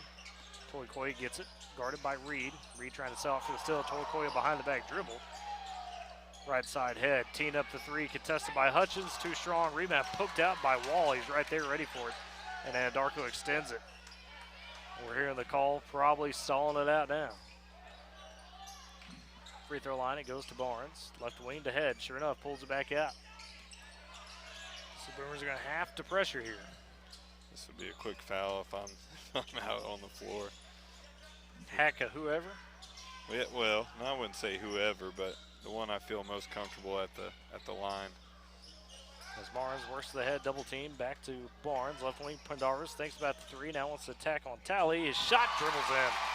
Pendarvis, a couple of big baskets. He's got 8, make it 48-39 in favor of Anadarko. Boomers try to work quick down to Graf. Left block, it's not there. Pulls back out to Gaines, step back for 3, late fading back. That one no good. Reed, though, with the rebound underneath, finds the basket. So keeping Woodward in it, down 48-41. Boomers try to get the press going. Anadarko quickly breaks it. As Toy Koya finds a cutting Wall, the layup, good. Kylan Wall with 8. And Anadarko keeping that 9-point bubble. Graf, drive, kick over to Hutchins. He's trying to attack, getting tripped up and fouled. Him and Pendarvis stepped into each other essentially. And Pendarvis, for coming up a little bit bum on the ankle, gets a foul for his trouble. His second, 4th for Anadarko. One more, Boomers in the bonus. As Pendarvis will check out to walk it off, praise Burt back in. As Gaines going to trigger for the Boomers. Beneath the right block, goes to Reed, top key to Graf. He'll launch the 3, uncontested, it hits it. Jake Graf with 6. Boomers down by 6, but you got to force the steal. Graf almost does. As that pass to Burt near the Boomer bench got knocked away. Toy Koya now inbounding. 2:12 left in the game. Boomers trailing 50-44. Have to generate a steal or start fouling soon. Backcourt, Hutchins all over Head. Head gets around him, sends it ahead to Barnes. Bounce pass over to Burt. The layup, too strong, no good. Rebound. Head takes it though. Keeps the possession for Anadarko. Tough break for the Boomers is now Anadarko going to sit high in the corners. Boomers are going to have to make the decision as Reed gets up to him, starts swiping at Toy Koya. Got him on the count. Over the wall. Double team comes there. Graff, get a foul. So back to Toy Coyle from Wall. Yeah, and those are the type of possessions that I've been talking about. Like we've got to force the chaos and get them uncomfortable with these. Yeah, we might draw the foul, but guess what? We get the ball back, right? Like there's a chance that they can miss a free throw. We get the ball back, and they didn't kill 35 seconds. And Coach Gaines going to take a quick timeout to get that defense set up here. Knowing that Anadarko going to have a look at it as they lead by 6, 50-44. Just a minute 55 left in the contest. Brewers trying to extend their 5-game winning streak, finish the season at 17-7. Should they lose, though, still, Chris, this would secure the second straight season under Coach Gaines, where they're going to finish no matter what with 10 or less losses, which hadn't been done in a minute. You go back to Coach Jeff Williamson, had a couple years like that, but you could argue the Boomers have had a few more impressive wins during that stretch than what they had back then in those teams. Not to take anything away from those teams that achieved the 21 mark, but the schedules were a little bit different. Yeah. So. No, I mean it's been a, you know, I'd say right now it's been a pretty good tenure for Coach Gaines and the Boomer squads. Last year was an exciting group. This year has its own unique touch to it. I think that those big games, I think that the guys on the floor that, I don't know, it's just a different group. I really think that, I mean, you look across the floor, Cole Reed, 30-point game, Gage, 30-point game. You know, I say Cole Reed, 30, he's near 30. 29, 30 yeah. might as well be. So we'll round up, yeah. We've got multiple. Caden with a 40-point game this year. We've got multiple players with 30-point games in their system. It's about finding a way to get them all involved. And off the inbounds, Boomers double team. Troy Koya deep corner, Reed, Tally, and it's foul. Which will, like you said, you'll take that just trying to force it. And they will get it to Luke Tally. That is his second. Fourth of the quarter on the Boomers. One more to give with a minute 42 left in the game as the Boomers trail 50-44 ahead. Bounce to Troy Koya, instantly pulls it way back out. Finds Pendarvis. He sees the double team coming, and Graff just basically holds him as he turns the corner and sends Troy Pendarvis to the free throw line with a minute 36 left in this one.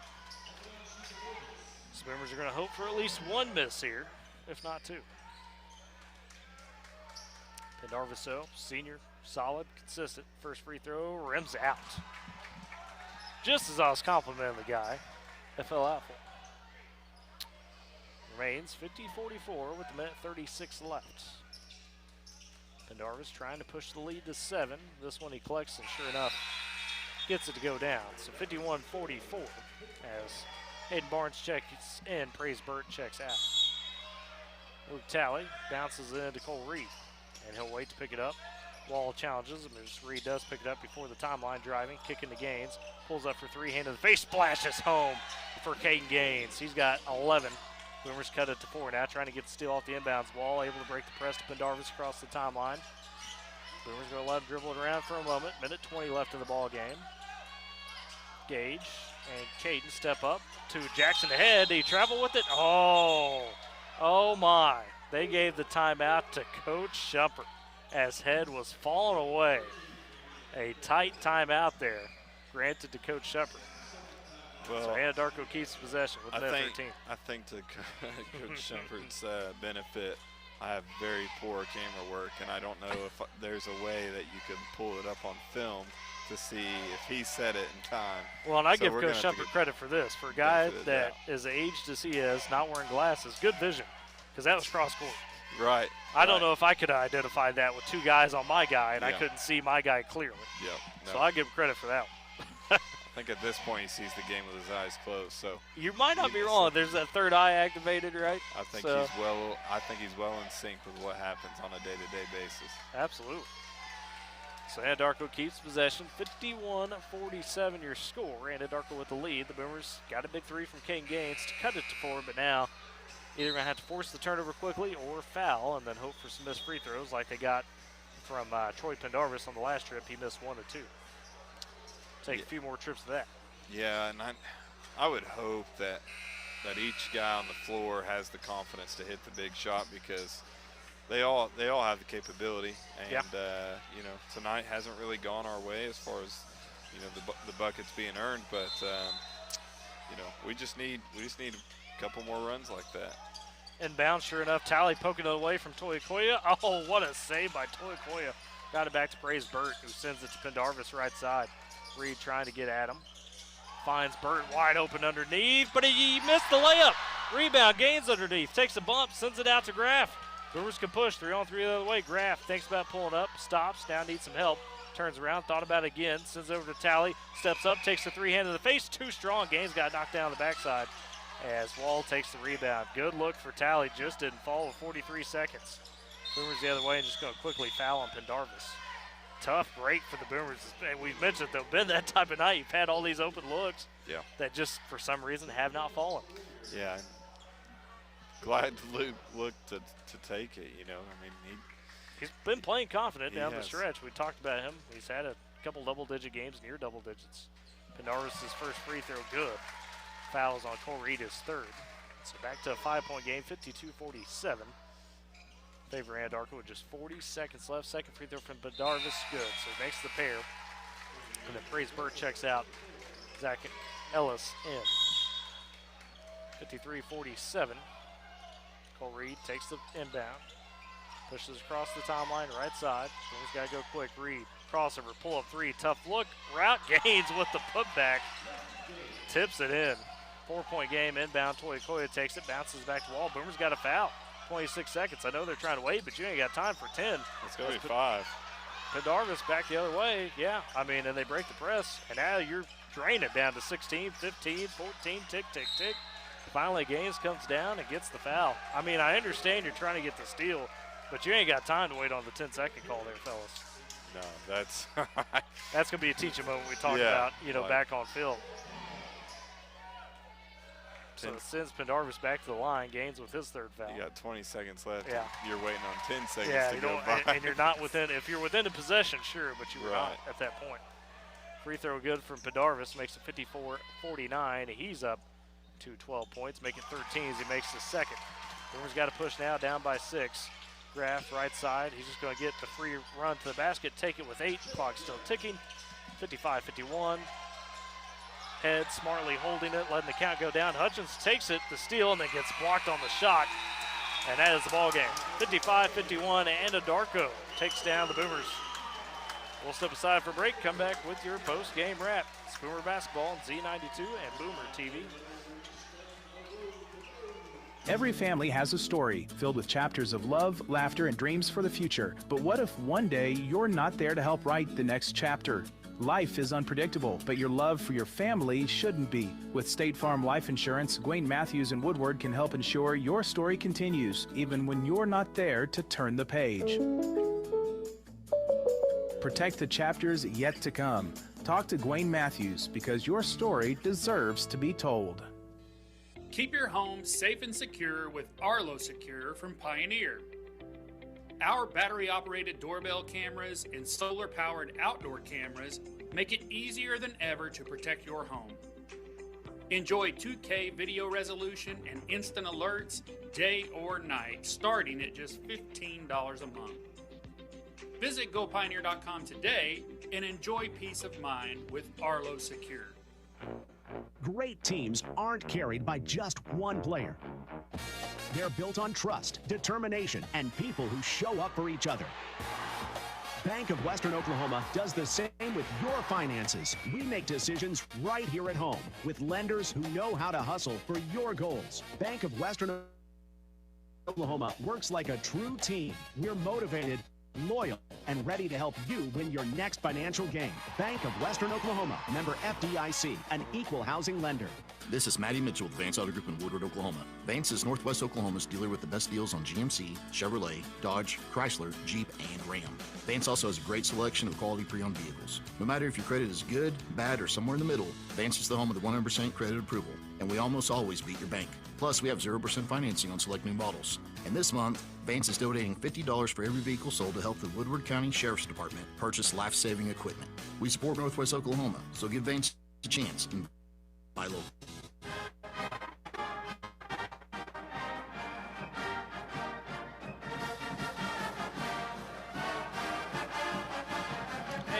back at Anadarko as the Warriors take it over the Boomers 55-51 to claim the senior night sweep over Woodward as the girls had won 59-52. Look at your post-game stats for the boys. On the Woodward side, Kate Gaines ultimately led Woodward with 13 points. Cole Reed heated up in the second half with 12. He had none in that first half. Gage Hutchins finishes with 9. Jake Graff off the bench had 8. You had Luke Talley with 4 as well. On the Anadarko side, Jackson had 16 points, some big buckets down the stretch. And speaking of big buckets, Troy Pendarvis had some clutch shots, some clutch free throws. He finishes with 13, and then you get 8 from Kylan Wall ultimately to lead the Warriors. They improved to 14-10 on the season. The boys for the Boomers fall to 16-8, so that's what they'll go into the postseason with, that 16-8 mark. And Chris, any final thoughts there on that contest for the boys? Tough break. Ultimately, you end your 5-game win streak, but what was your take on that? Yeah, just a disappointing result, and it's definitely, they're all going to be in the locker room just disappointed with the outcome, but they do have Saturday to look forward to. It's the start of playoffs. It's the excitement of playoffs. You win, you keep on going. You lose, just don't lose back to back, right? And so, you're pretty much starting a brand new season, and this season's a little bit different because everything means more. And so I look for this group to have a lot of energy going into Saturday. For reasons other than it being playoffs, but these seniors have something that they want to finish out, and they want a story to their season, and it starts on Saturday. So take it for what it is tonight, learn from it. Definitely going to have film on showcasing moments where we were lackadaisical or just overlooking certain aspects of the game, but looking to improve on the little things that we need to do to do well in playoff play. To your point, it is a tough result because you wanted to go into the playoffs with all that momentum. But at the same time, for a younger squad like this, for a team that you've got guys that are now getting their big moment, if you will, in the postseason, it's funny. Softball, you think would have no relation to this, but Patty Gasso, OU, of course, a couple years back, Sooners were on that big winning streak to start the season.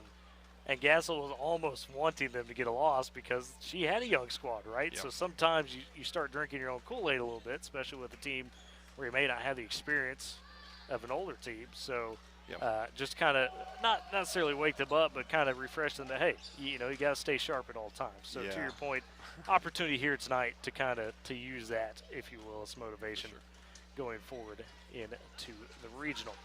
Boomers fall 55-51 on the boys' side. We'll step aside for a final break. Come back, have your look ahead for what's upcoming for Woodward. It's Boomer Basketball, Z92, and Boomer TV. Supporting communities in every way, Sealing State Bank is thrilled to bring hometown banking closer to you with a brand new branch in Woodward. Welcome. Now offering full-service banking close to home, from personal checking and savings to home and commercial loans, Sealing State Bank has you covered. Enjoy the convenience of mobile and online banking, wire transfers, and so much more. Sealing State Bank, your trusted partner in Woodward. Come visit at 2314 Williams Avenue and experience hometown banking at its best. Every family has a story filled with chapters of love, laughter, and dreams for the future. But what if one day you're not there to help write the next chapter? Life is unpredictable, but your love for your family shouldn't be. With State Farm Life Insurance, Gwayne Matthews and Woodward can help ensure your story continues, even when you're not there to turn the page. Protect the chapters yet to come. Talk to Gwayne Matthews, because your story deserves to be told.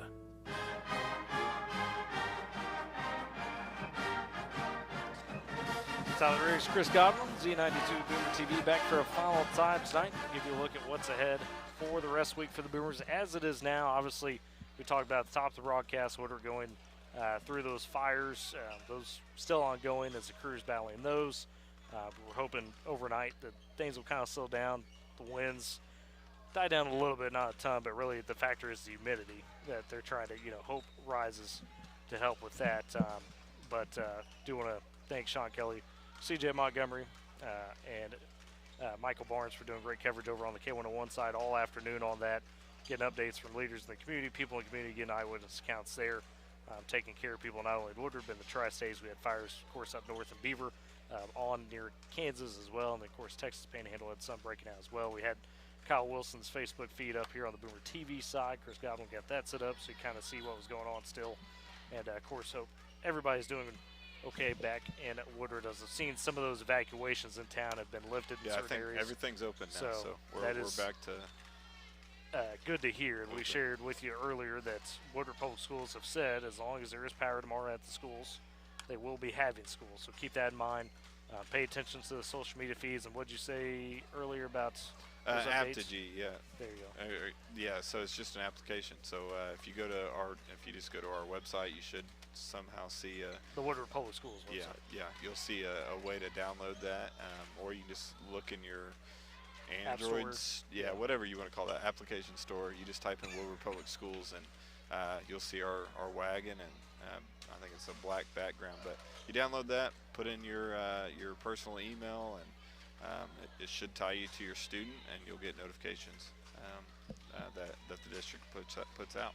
So there you go on that. Get updates. I know with the Woodward District Livestock Show, they had to pause things there. Got all the animals out safe, took care of everybody, but they should have some plans, if not tonight, in the morning, of how they'll go about trying to finish up. I think they were doing the sheep shift today, if I'm not mistaken.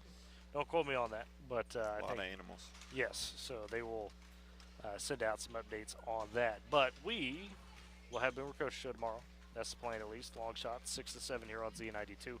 And then Saturday, of course, we will be on the road to Elk City for districts. Those will be at 6 and 7:30. And I also want to tell you, as far as Round Ball Roundup is concerned, on the K101 side, we'll be in the Visai Regional both Friday nights for some of the consolation semifinals at 6 and 7:30. Then we'll have the full slate Saturday, the afternoon contest, 1 and 2:30, your regional consolation championship games, and then the championship games that night at 6 and 7:30. Great teams, Visai Leedy kind of headlining those regionals, some of the top teams there in B2.